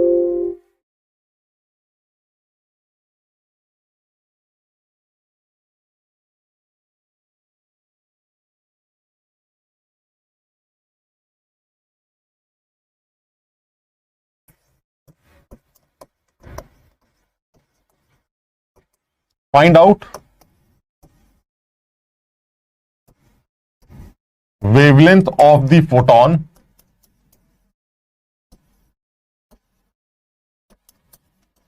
ये सब मैं सवाल जो हूं यही बनाता हूं और इसलिए तुमको भी बता रहा हूं कि तुम भी खुद भी बना सकते हो। मेरे दिमाग में एकदम से चलो ऐसे करके कर लेते हैं, तो मैं कुछ बल लिख रहा हूं, तुम भी कुछ अपने हिसाब से सवाल बना सकते हो। तो find out the wavelength of the photon emitted during the transition of an electron from fourth state to first excited state in hydrogen like sample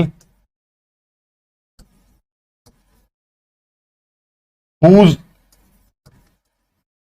third excited state binding energy is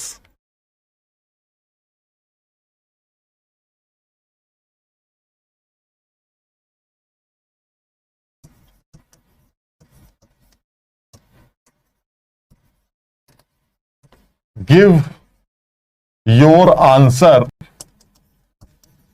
in terms of R। ये सवाल आ गया।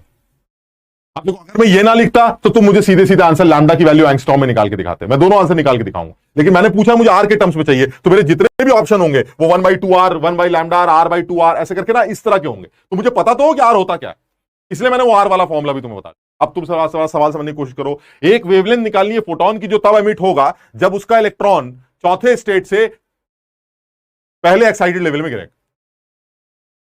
किस system की बात हो रही है sir, ये तो बताइए। उसने कहा मैं उस सिस्टम की बात कर रहा हूं जिसके थर्ड एक्साइटेड स्टेट की बाइंडिंग एनर्जी 3.4 eV होती। खत्म हो गया।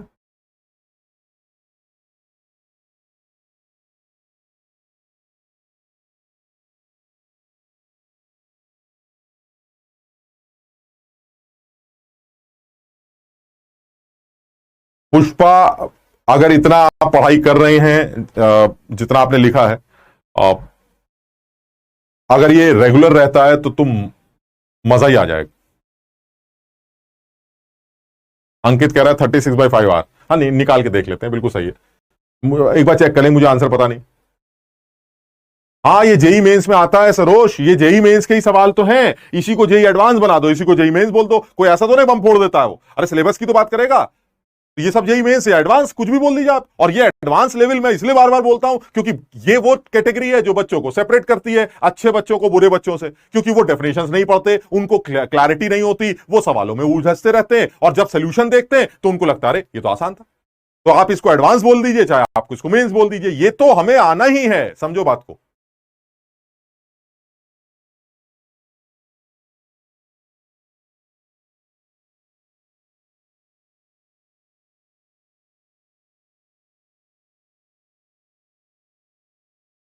मॉडर्न फिजिक्स में बहुत किए हैं ये वाले सवाल। हाँ शाबाश। हाँ 12 घंटे कैसे पढ़ें, क्योंकि 5 घंटे तो क्लासेस ही होती हैं, बात तो सही है यार, लेकिन इन क्लासेस को भी तो पढ़ाई मानते हैं यार, इन क्लासेस को भी पढ़ाई का ही टाइम मानो, जितना टाइम निकल पाए इसके अलावा उसके उसके उसके साथ पढ़ने की कोशिश करो। देखो जैसे पहले बात हुई, है तो तपस्या ही यार, है तो मुश्किल काम, इस बात का ध्यान रखना, ये आसान काम तो नहीं। इसीलिए तो तुम लोग उन गधों से ऊपर हो जिन्होंने तैयारी करने की सोची है, समझिए। और भी तो बहुत सारे दोस्त होते होंगे तुम्हारे आसपास, टहलते रहते होंगे, तुम्हारे जैसे एज के लड़के हैं, चश्मा लगा के अपना बाल वाल खोल के बढ़िया अपना मस्त एकदम बाइक से टहल रहे हैं, तुम सोचते होगे यार ये सही जिंदगी है। क्यों सही जिंदगी नहीं, ये तो वो लोग हैं जिन्होंने हिम्मत ही नहीं की, तुमने कम से कम एक स्टेप आगे तो बढ़ गए, तुम उनसे ज्यादा समझदार निकले, उनसे ज्यादा हिम्मत ही निकले, उनसे ज्यादा सोच है तुम्हारी कि सर ऐसा है, मैं हिम्मत तो कर रहा हूं करने की, ये लीजिए एक कदम आगे। तो गधे तो वैसे ही पीछे छूट गए सारे, वो तो लल्लू थे, वो सारे पीछे छूट गए। अब उन लोगों में तुम्हें कंपटीशन करना है जिन लोगों ने ये करने की सोची है, तो सर उसके लिए थोड़ा सा जोर ज्यादा लगाना पड़ेगा, बस आपको जोर लगाना है, आप देखिएगा मजा आ जाएगा। ज्योतिष कह रहा है केमिस्ट्री मेरा फेवरेट बन गया है। अरे भाई सिलेक्शन चाहिए यार, हम बस बात खत्म, मैं पहले भी बोल चुका हूं, टॉप 10 में रैंक चाहिए, बात खत्म हो गई। टॉप 10 में एक रैंक देनी है, और फिर फेवरेट वेवरेट सब देखा जाए। अभी पर्पस सिर्फ इतना है, जान इसलिए लगाई जा रही ताकि हमें अच्छा रिजल्ट मिल जाए। ठीक, तो इसको जरा सॉल्व करें यार। देखो इसमें ऐसा लग रहा है जैसे सर जो लैम्डा आर के टर्म्स में निकालना है, तो उसके लिए तो ये इक्वेशन चाहिए,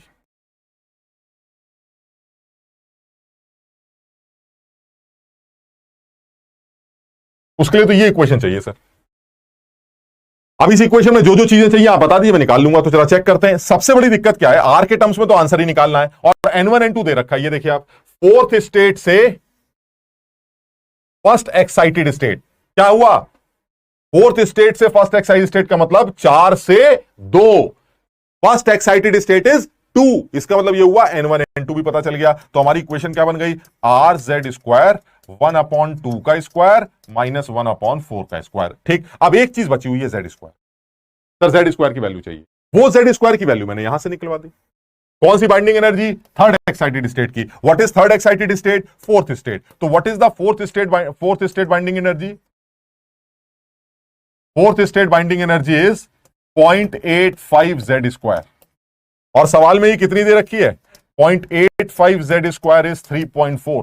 तो मुझे ऐसा लगता है कि जो जेड की वैल्यू आएगी वो 2 आएगी, यानी आप हीलियम प्लस की बात कर रहे हैं। ये जेड उठा के या जेड स्क्वायर उठा के आप पुट कर दीजिए, आपका आंसर आ जाए, खत्म, कुछ करना ही नहीं।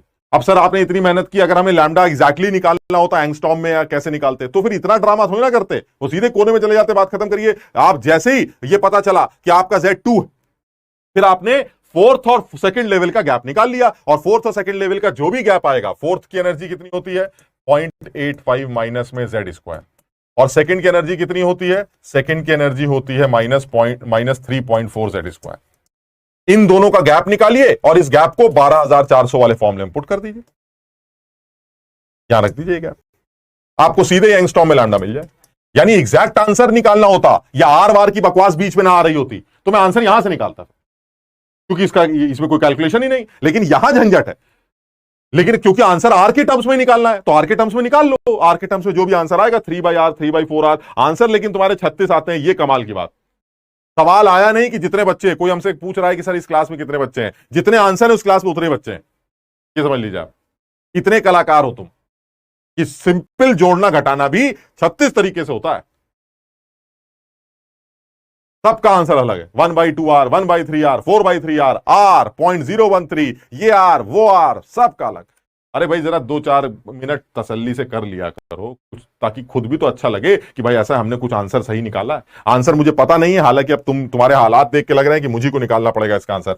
1/λ is equal to R into 4, 2 का स्क्वायर 4 हो जाएगा। ये सॉल्व करके कितना आएगा, ये हो गया 16 और ये नीचे आ गया, तो ये आ गया 3/16। तो इससे जो लैम्डा आ रहा है, इससे 4 भी कट गया 4, तो इससे जो लैम्डा आ रहा है उल्टा करना पड़ेगा ना, तो लैम्डा इज इक्वल टू, ये 3R/4 है तो 4/3R, ये आंसर आना चाहिए 4/3R। हाँ कुछ लोगों का आ रहा है, लैम्डा उल्टा करना है भाई।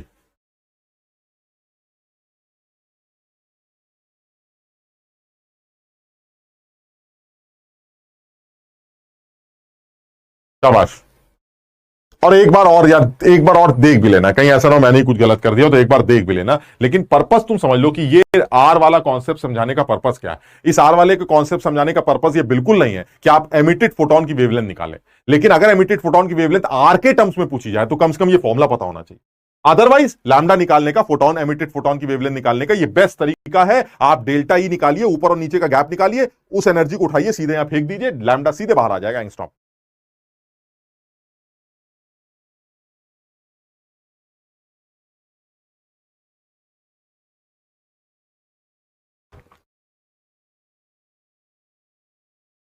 क्लियर है?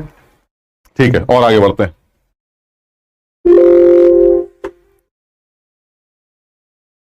अब आते हैं काम की बात पे फिर से, और इस बारे में पहले भी बात हुई है हमारी, और ये बहुत इंपॉर्टेंट, इक्यू एनर्जी ट्रांजिशन।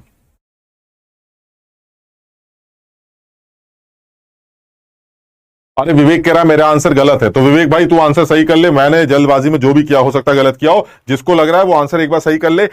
आंसर क्या 3/4R 4/3R नहीं आ रहा है क्या? 8/3R आएगा। तृप्ति कह रही है सही है। Replace your plastic glass with metal glass. ओफो, आपने कुकून देखा है कि नहीं? अच्छा, अब कुछ लोग कह रहे हैं मेरा आंसर गलत है भाई।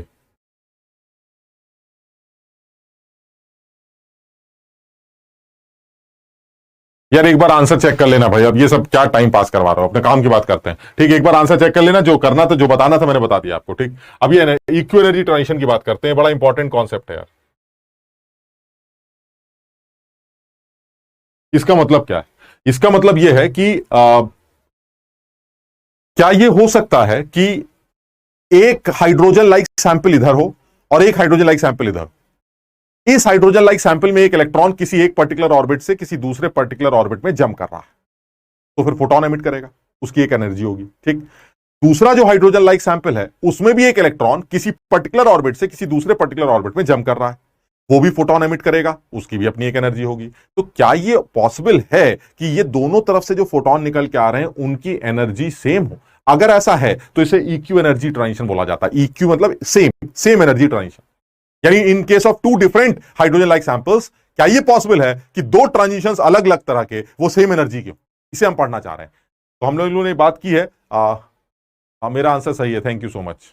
ठीक, तो अब इसमें आते हैं, एक सैंपल ले लेते हैं, ये वाला, ये सैंपल ले लिया जिसका एटॉमिक नंबर Z1, और इसमें एक इलेक्ट्रॉन जंप मार रहा है N2 से N1 में। एक सैंपल ले लेते हैं ये वाला, इसका एटॉमिक नंबर Z2 है और इसमें एक इलेक्ट्रॉन जंप मार रहा है N4 से N3। यहां से भी फोटोन निकल के आएगा, यहां से भी फोटोन निकल के आएगा। ये जो फोटोन निकल के आ रहा है क्या उसकी एनर्जी सेम है? ये चेक करना है, क्या ऐसा हो सकता है? तो थोड़ा सा हम समझ भी चुके हैं इस बात को, लेकिन इसको बहुत डिटेल में जिन्होंने ये नहीं समझा है वो इसको समझे। ये आपके बहुत बड़े दर्द का सोल्यूशन है। ये किताबों में ऐसे समझाते हैं जैसे हम तो कहीं के मास्टर हैं, ऐसे समझा देते हैं यूजिंग, अब समझ लो, हिट एंड ट्रायल मेथड, ये आंसर है। अरे भाई हिट एंड ट्रायल, एग्जाम में बच्चा बैठा है, काहे का हिट एंड ट्रायल यार? इतना, इससे अच्छा तुक्का ही लगवा दो, समझ लो, कम से कम टाइम तो बचेगा उस बच्चे का। हिट एंड ट्रायल कुछ नहीं, हम बहुत अकल की बात कर रहे हैं, इसलिए सारे लोग इसको समझने की कोशिश करेंगे कि अगर कोई इलेक्ट्रॉन N2 से N1 में जंप करेगा उस सैंपल में जिसका एटॉमिक नंबर Z1 है, ये single electron system, they both are single electron system, ठीक। दूसरे सैंपल में एक इलेक्ट्रॉन जो है N4 से N3 जंप कर रहा है, तो क्या ये हो सकता है कि दोनों जगहों से, मतलब सपोज यहां वाला गैप इतना है और यहां वाला गैप इतना है, ठीक, तो यहां से भी फोटोन निकलेगा, यहां से भी फोटोन निकलेगा, तो क्या इन दोनों फोटॉन्स की एनर्जी सेम हो सकती है? अगर हो सकती है तो उसे इक्वी एनर्जी ट्रांजिशन बोला जाए। तो मैंने कहा देखो, हो सकती है या नहीं हो सकती ये तो नहीं पता, एक काम करते हैं, दोनों तरफ से फोटोन लगा निकाल के उनकी एनर्जी सेम कर देते हैं, बात ही खत्म। उसके बाद देखेंगे क्या रिजल्ट निकल के आता है। तो पहले बिल्कुल किताबी बात कर रहे हैं, उसके बारे में समझते हैं। यानी जो हमारा फोटोन निकल के आ रहा है, पहली बात कर रहे हैं, photon emitted in first sample. पहले इसकी एनर्जी निकालते हैं। फर्स्ट सैंपल में जो फोटोन एमिट हो रहा है उसकी एनर्जी निकालते हैं। कैसे निकलती है फोटोन की एनर्जी? ऊपर वाले इलेक्ट्रॉन की एनर्जी को जब वो नीचे गिरेगा उसकी एनर्जी से माइनस कर देते हैं, ठीक। तो ऊपर एनर्जी कितनी है वो निकाल लेते हैं। N2 पर जो एनर्जी होगी, अब तो हम सीधी सीधी बात कर रहे हैं, -13.6 Z1 square upon N2 square. और जब वो नीचे गिरेगा तो उसकी एनर्जी होगी -13.6 Z1 square upon N1 square. और इन दोनों की एनर्जी का डिफरेंस ही फोटोन की एनर्जी होगी। This is the energy of photon emitted during the first case, in case of first, ठीक। And in case of second की बात करते हैं, photon emitted in second sample.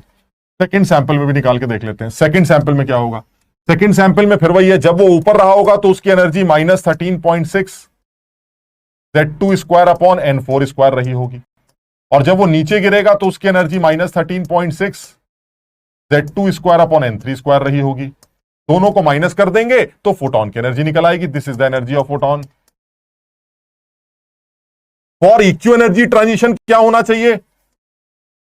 For equi energy transition क्या condition होनी चाहिए? Delta E1 should be equal to delta E2।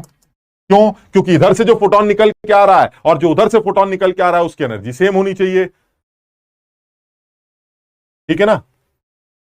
शाबाश। तो इसका मतलब ये हुआ, इधर से जो एनर्जी निकल के आ रही है और जो उधर से एनर्जी निकल के आ रही है, इधर से जो एनर्जी निकल के आ रही है फोटोन की, वो ऊपर वाली इलेक्ट्रॉन की एनर्जी को नीचे वाली इलेक्ट्रॉन की एनर्जी से माइनस करके निकल आ रही है, और ऐसे यहां पर माइनस करके निकल के आ रही है। इक्वी एनर्जी ट्रांजिशन की अगर बात करनी है तो ये कंडीशन लगानी पड़ेगी। तो चलिए हमने ये कंडीशन लगा ली, दोनों एनर्जीज को इक्वेट कर दिया, यानी -13.6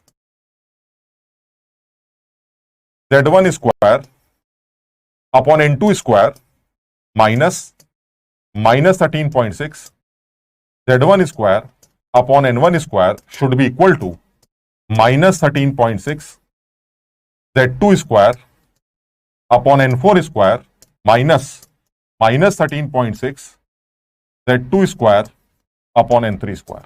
देखो तुम लोग घबराना नहीं यार, ये सिर्फ डराने की बात कर रहे हैं, मुद्दे पे आएंगे तुमको गए साला ये तो बड़ा लल्लू था, ये तो इतना टाइम पास कर रहे हैं, तो पूछा ही नहीं। अभी तुम देखना, अभी तो हम किताबी बातें कर रहे हैं तो थोड़ा सा आसान की वो लिखना ही पड़ेगा। तो ये 13.6 सब कैंसिल हो जाएगा।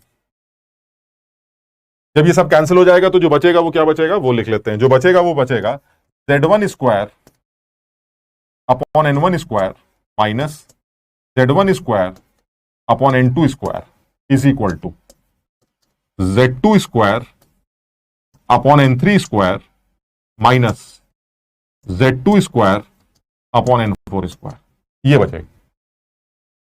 और ये जो इक्वालिटी है, इस इक्वालिटी को अगर मैं आपस में कंपेयर करूं तो मुझे क्या समझ में आ रहा है कि Z1/N1 बराबर Z2/N3 and Z1/N2 is equal to Z2/N4। इसका क्या मतलब? यानी अगर आप इक्वी एनर्जी ट्रांजिशन की बात कर रहे हैं तो इक्वी एनर्जी ट्रांजिशन के लिए होता है नहीं होता ये सब मुझे नहीं पता, लेकिन मुझे इतना समझ में आ रहा है कि अगर होगा तो ये कंडीशन अप्लाई करनी पड़ेगी, यानी ये होना चाहिए तभी इक्वी एनर्जी ट्रांजिशन होगा। That means what? The energy of the photon emitted during this case should be equal to energy of photon emitted during this case, and in this case इधर से एनर्जी निकाल के equate कर दो। Equate करोगे तो यहां तक पहुंच जाओगे। अब इससे क्या पता चला? और आगे बढ़ते हैं। जब आप यहां तक पहुंच जाएंगे, पहले इसको नोट कर लो भाई सब लोग, फटाफट इसको नोट करो। और नोट करते वक्त नोट इसलिए करवा रहा हूं ताकि तुम एनर्जीज निकालना सीख लो। -13.6 Z1 square by N2 square, ये किसकी एनर्जी है? ये उस इलेक्ट्रॉन की एनर्जी है जो यहां था। फिर जब वो नीचे गिरा तो उसकी एनर्जी कितनी हो गई? सर इतनी हो गई। दोनों को माइनस कर देंगे तो एनर्जी कहां गई? सर बाहर निकल आई। किस फॉर्म में बाहर निकल आई? सर फोटोन के फॉर्म में बाहर निकल आई। ये आपकी फोटोन की एनर्जी होगी, ठीक। N4 पर इलेक्ट्रॉन की एनर्जी ये है, N3 पर इलेक्ट्रॉन की एनर्जी ये है। जब दोनों को माइनस कर देंगे तो वो एनर्जी फोटोन के फॉर्म में बाहर आ जाएगी। तो यहां से जो फोटोन निकला उसकी एनर्जी ये आ गई, और जो वहां से फोटोन निकला उसकी एनर्जी आ गई। अगर ये इक्वल एनर्जी है तो दोनों एनर्जीज इक्वेट करनी पड़ेंगी। मैंने दोनों एनर्जीज इक्वेट कर दी।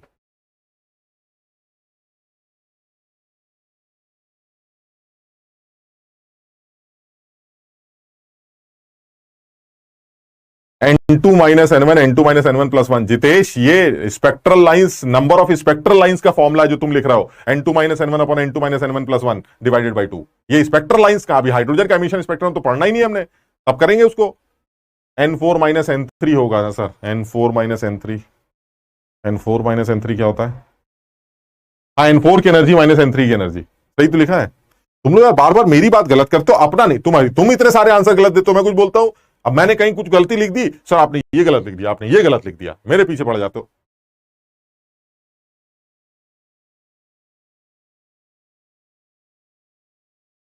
हाँ, ये डेमो क्लास में भी था।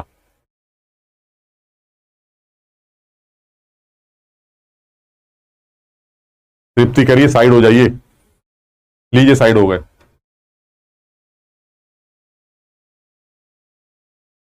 नोट कर लिया? कर लो इसको नोट जल्दी से।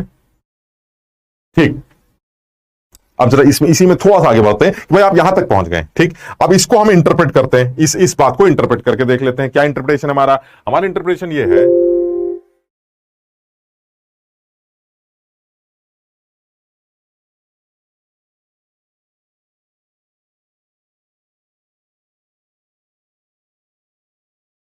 हमारा इंटरप्रिटेशन ये है कि अगर Z1 square upon N1 square minus Z1 square upon N2 square is equal to Z2 square upon N3 square minus Z2 square upon N4 square है, तो मेरा इंटरप्रिटेशन इस मैथ्स की क्वालिटी को देख के यह है कि Z1 बाय N1 जो है वो Z2 बाय N3 होना चाहिए, यानी ये दोनों आपस में बराबर होने चाहिए और ये दोनों आपस में बराबर होने चाहिए। ये मैथ्स का इंटरप्रिटेशन है भाई, यानी हमने कंपैरिजन किया, यानी ऑन कंपेयरिंग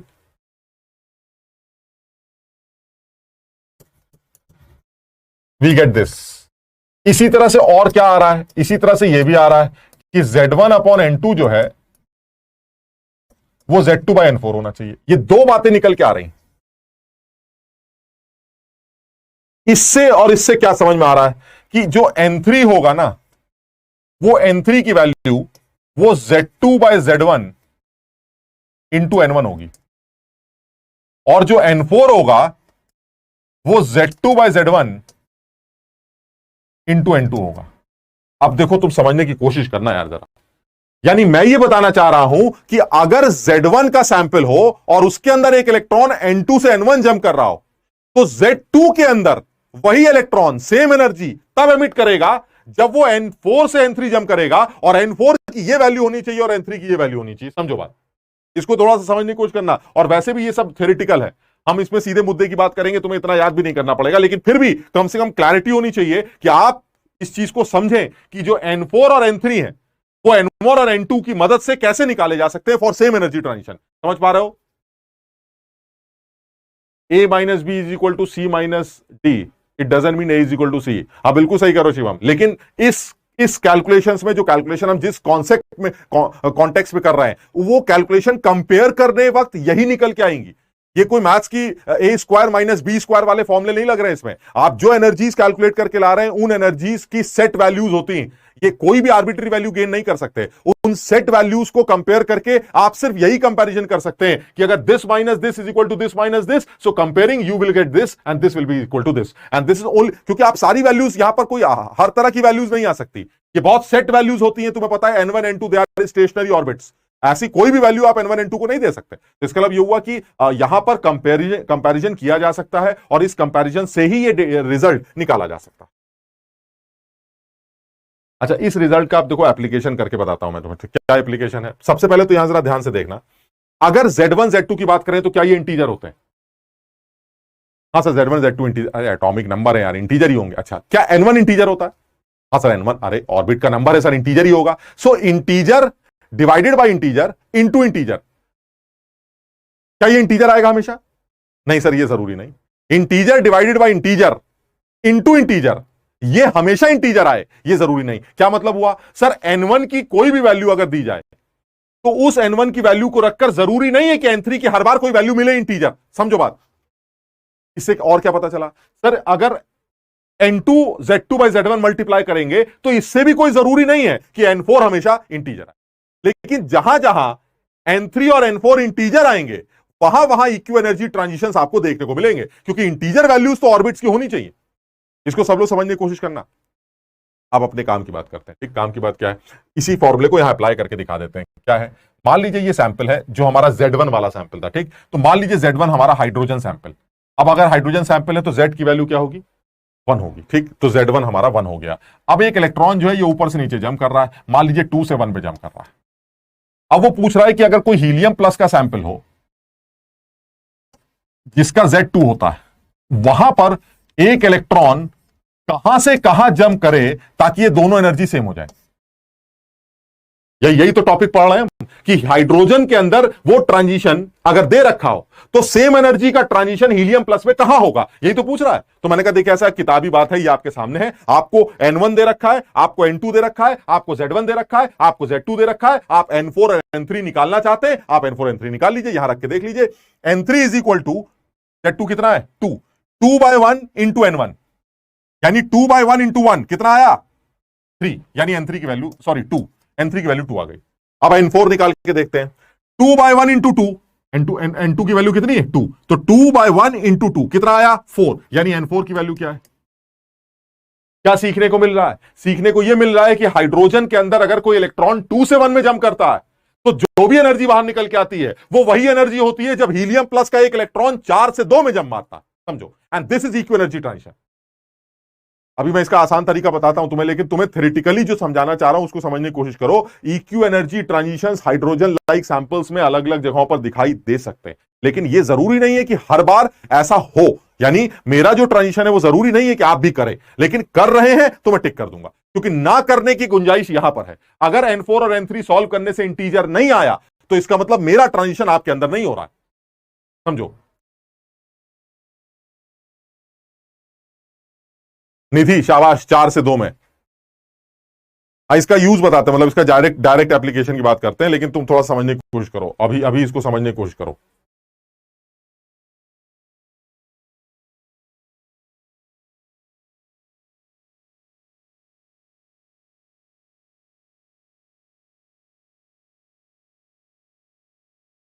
यानी ये एक एग्जाम्पल के तौर पे समझा रहा हूं मैं, यानी इस फॉर्मूले का ये एप्लीकेशन तुम्हें समझाना चाह रहा हूं, क्योंकि ये जो केस है इस केस को देख के लग रहा है कि Z1 1 है, Z2 2 है, N1 1 है और N2 2 है। इन चारों से आपने N3 और N4 वो कैलकुलेट किया है इस इक्वेशन को यूज करके, और वो N3 और N4 वो 4 और 2 आ रहा है। यानी हाइड्रोजन का अगर ट्रांजिशन 2 से 1 का है तो हीलियम प्लस में सेम एनर्जी का ट्रांजिशन 4 से 2 हो। इसमें कोई हिट एंड ट्रायल नहीं लगानी, कोई वैल्यू घटानी जोड़नी नहीं है। इसमें सिंपल इक्यू एनर्जी ट्रांजिशन का कॉन्सेप्ट यूज करना है, और इसका बड़ा यूज होगा, आप समझने की कोशिश करिएगा। अभी आपको देखने को मिलेगा तमाम जगहों पर इसका यूज किया जा सकता है। बिलाल कह रहा है एक बार फिर से बता दीजिए। बिलाल बहुत सीधी, अभी मैं इसको सीधे मुद्दे की बात समझा देता हूं, क्योंकि ये देख देख के घबराहट तो होती है कि ये चल क्या रहा है। भाई देखो, ऐसा थोड़ी बहुत घबराहट तो होगी, लेकिन तुम समझना इसमें। अभी हम इसकी सीधी सीधी बात कर लेते हैं, जो अब सरकारी लैंग्वेज जिसे कहते हैं ना, सरकारी लैंग्वेज में बात कर लेते हैं, तो मैं सीधा समझ में आ जाएगा। छुट्टी, रुक जाओ, छुट्टी पहले ये काम खत्म कर ले तब छुट्टी करेंगे। ठीक, जरा आगे बढ़ते हैं। देखो अब काम सीधी सीधी बात कर लेते हैं कि करना क्या है।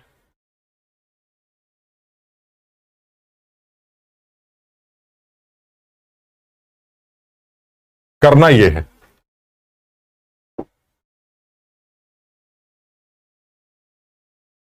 अगर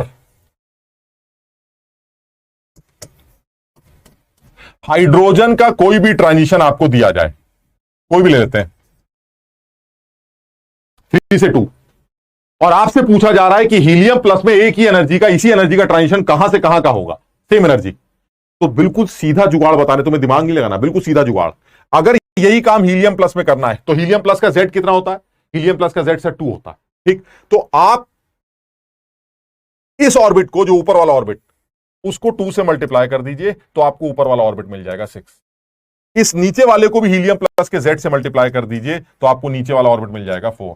यानी 6 से 4 इज इक्यू एनर्जी। यानी हीलियम प्लस के अंदर अगर कोई इलेक्ट्रॉन 6 से 4 कूदेगा तो जितनी भी एनर्जी बाहर निकल के आएगी वो उतनी ही होगी जितनी हाइड्रोजन के अंदर का एक इलेक्ट्रॉन 3 से 2 में जंप कर रहा है। समझो बात। यानी अगर हाइड्रोजन का गैप दे रखा है तो ऊपर वाले लेवल को दूसरे वाले के जेड से मल्टीप्लाई करिए, नीचे वाले लेवल को उसके जेड से मल्टीप्लाई करिए और आपको नया लेवल मिल जाएगा, खत्म। इसी तरह से कोई कहे कि सर यही ट्रांजिशन लिथियम प्लस 2 में कैसे दिखाई देगा, तो जरा लिथियम प्लस 2 की बात कर लेते हैं। लिथियम प्लस 2 का जेड 3 होता है, तो इस 3 को 3 से मल्टीप्लाई कर देंगे तो ये 9 आ जाएगा। इस 2 को 3 से मल्टीप्लाई कर देंगे तो ये 6 आ जाएगा। यानी 9 to 6 is equi energy with this in lithium plus 2। पहले इतनी बात समझना। यानी अगर मुझे हाइड्रोजन से आगे जाना है तो क्या करना है? अगर हाइड्रोजन का गैप दे रखा है तो ऊपर वाले लेवल को जेड से मल्टीप्लाई करके आगे वाले का लेवल आ जाएगा और नीचे वाले हाइड्रोजन के लेवल को उसके आगे वाले के जेड से मल्टीप्लाई करके नीचे वाला लेवल आ जाएगा। यानी यहां का यहां आप आगे जा सकते हैं, सिर्फ जेड से मल्टीप्लाई करना है। पहले ये बात हो गई, ठीक, क्लियर है ये वाली बात? ठीक,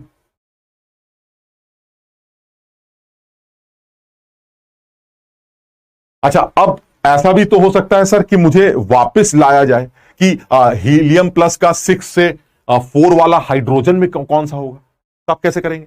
अरे जब वहां से हाइड्रोजन से आगे बढ़ते हो तो मल्टीप्लाई करते हो जेड से, तो अगर तुम्हें वापस जाना है तो जेड से डिवाइड कर देना। यानी अगर मुझे हाइड्रोजन से आगे बढ़ना है तो जेड से मल्टीप्लाई कर दूंगा और अगर वापस आना है तो जेड से डिवाइड कर दूंगा, खत्म हो गई बात। सर ये भी हम समझ गए। अच्छा सर, ये भी तो हो सकता है कि मुझे बीच में से कहीं आगे जाना हो। पॉसिबल है कि सर हीलियम प्लस का 6 से 4 लिथियम प्लस 2 में कैसे निकालेंगे सर? आप किससे मल्टीप्लाई करेंगे? तो बड़ा आसान है। हीलियम प्लस का 6 से 4 दे रखा है तो सबसे पहले डिवाइड करके हाइड्रोजन के पास आ जाओ। डिवाइड किससे करेंगे? हीलियम प्लस के 2 से। ठीक, तो क्या आ गया? 3 से 2।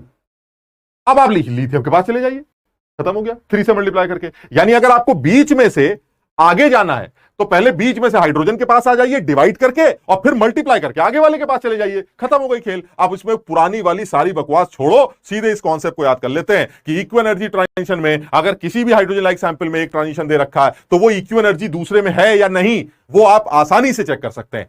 कब नहीं होगा? जब इंटीजर वैल्यूज ना आ रही, बस इतना ध्यान रखना। यानी हाइड्रोजन से अगर आप आगे जाते हैं तब तो इंटीजर आएगा ही आएगा। क्यों? क्योंकि हाइड्रोजन का Z1 होता है। तो जब भी आप आगे जाएंगे Z से मल्टीप्लाई करेंगे दूसरे वाले के Z से, तो इंटीजर को जब आप इंटीजर से मल्टीप्लाई करेंगे तो हमेशा इंटीजर आएगा। यानी हाइड्रोजन का जितना भी फोटोन निकलेगा, जिस लेवल के भी ट्रांजिशन की आप बात कर रहे हैं, वो सारे ट्रांजिशन हीलियम प्लस में, लिथियम प्लस 2 में, बेरिलियम प्लस 3 में नजर आएंगे ही आएंगे, उसमें सोचने की जरूरत ही नहीं है। लेकिन बाहर वाले के हाइड्रोजन के अंदर भी आ जाएं ये जरूरी नहीं है। क्यों? आप देखिए जरा, अगर मैं कहूं कि 3 से 2 का ट्रांजिशन हो रहा है हीलियम प्लस में,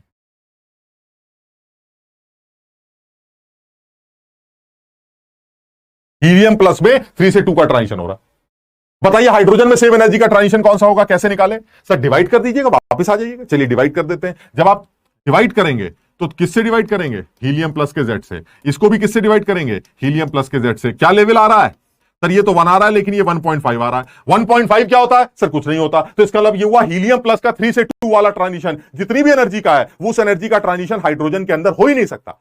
यानी हाइड्रोजन के तो सारे आगे होंगे क्योंकि इंटीजर इंटू इंटीजर चल रहा है, लेकिन वापस आने के लिए इंटीजर बाई इंटीजर चल रहा है। And integer by integer is always integer ना, जरूरी नहीं। तो जब वो इंटीजर हुए तो एग्जिस्ट करेगा वो ट्रांजिशन, जब इंटीजर नहीं हुए तो हम कह देंगे कि भाई तुम्हारे अंदर एग्जिस्ट नहीं करता है। बड़ा सीधा सा है।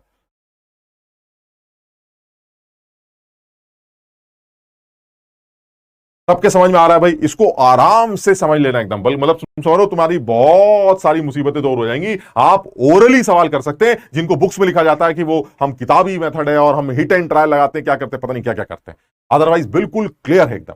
यहां से एक और चीज सीखने को मिल रही कि हाइड्रोजन की पहले ऑर्बिट की जो एनर्जी होती वो हीलियम प्लस के दूसरे ऑर्बिट की एनर्जी के बराबर होती। 2 से मल्टीप्लाई कर दिया। लिथियम प्लस 2 के तीसरे ऑर्बिट की एनर्जी के बराबर होती। कितना फायदा हो गया? सोचिए, एक ओरल सवाल दे रहा हूं मैं आपको, बेरिलियम +3 के 12वें ऑर्बिट की काइनेटिक एनर्जी बताइए।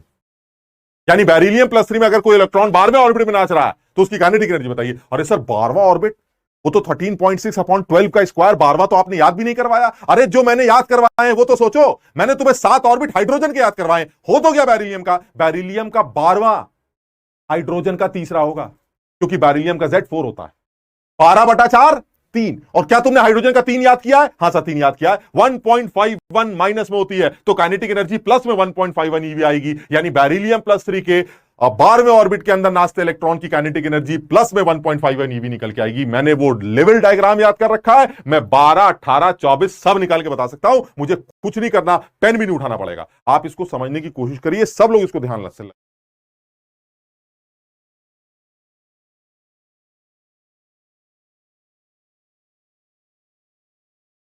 लास्ट पार्ट सिर्फ इतना बोल रहा था मैं कि अगर आप यहां से आगे जाते हैं तो मल्टीप्लाई करेंगे, और जब डिवाइड करते हैं वापस आते हैं तो डिवाइड करेंगे। सीधी सी बात है। डिवाइड करने से इंटीजर आ भी सकता है, नहीं भी आ सकता। इसका मतलब ये हुआ हीलियम प्लस का कोई ट्रांजिशन हाइड्रोजन में हो भी सकता है और नहीं भी हो सकता, उसमें क्या है?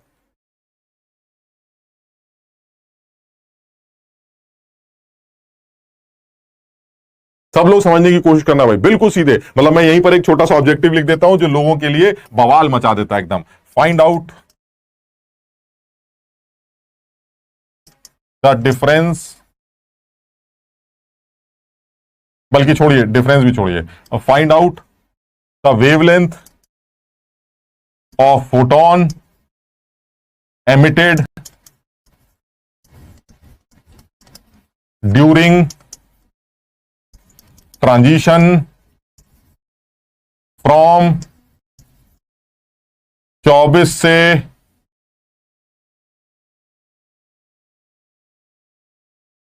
16 इन बेरिलियम +3 आयन।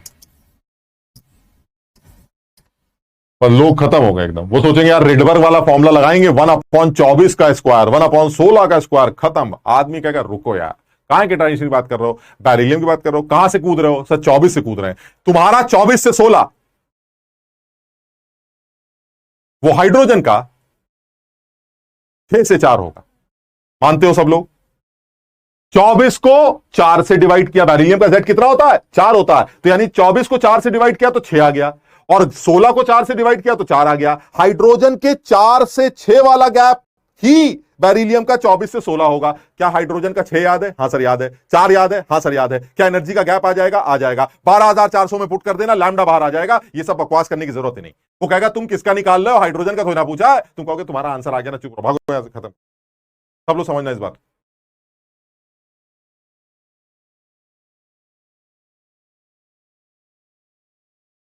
शाबाश। यानी 24, सब लोग इसको एक बार घर में रिवाइज करना भाई। 24 to 16 इन बेरिलियम +3, ये मैं सोल्यूशन हिंट दे रहा हूं बस।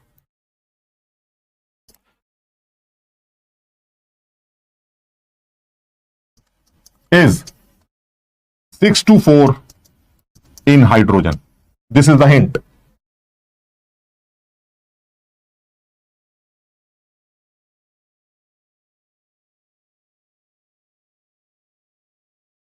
शाबाश, प्रज्ञा समझ में आ गया, श्वेत के समझ में आ गया, नितेश वेरी गुड। बोर्ड पे क्या सॉल्व कर दूं? कर तो दिया। अब ये तो बस वैल्यू 6 से 4 की एनर्जी नहीं निकाल पाओगे यार। छठे की एनर्जी कितनी होती है हाइड्रोजन की? छठे की होती है सर, याद तो करना नहीं है। जब याद ही नहीं करना तो कैसे होगा? ये सर ये 0.38 होती है माइनस में, और चौथे की कितनी होती है सर? -0.85 होती है। दोनों को माइनस कर दीजिए तो डेल्टा आ जाएगा। कितना आएगा माइनस करके? 7 और 4, तो ये 0.7 वोल्ट आ गया। ये आ गई 0.47 ईवी। अब इस 0.47 ईवी को 12,400 में पुट कर दो। 12,400 डिवाइडेड बाय 0.47, सीधे एंगस्ट्रॉम में आंसर आ गया। ये लीजिए, शाबाश, वेरी गुड। सबके समझ में आ रहा है? जो बच्चे थोड़ा सा कम समझे, एक बार घर में पीडीएफ वगैरह देखेंगे, रिकॉर्डिंग देखेंगे, उनको सब समझ में आ जाए। नहीं आएगा तो कल फिर कर ही रहे हैं, थोड़ा सा और करेंगे तो धीरे धीरे करके पक्का ही कर लेंगे, हो जाएगा सब, ठीक है ना? तो आज इतना ही करते हैं। फिर अगली क्लास में फिर मुलाकात करते हैं। एक बार फिर से जिन जिन लोगों का आज जन्मदिन है, जिन लोगों का आज बर्थडे है, मेरी तरफ से उनको बहुत बहुत बधाई। और पार्टी जो है सिलेक्शन के बाद ली जाएगी, हम भी देंगे, तुम भी देना पार्टी, ठीक है ना। तो चलो आज इतना ही करते हैं, फिर मुलाकात करते हैं। Thank you so much, all the best, bye bye.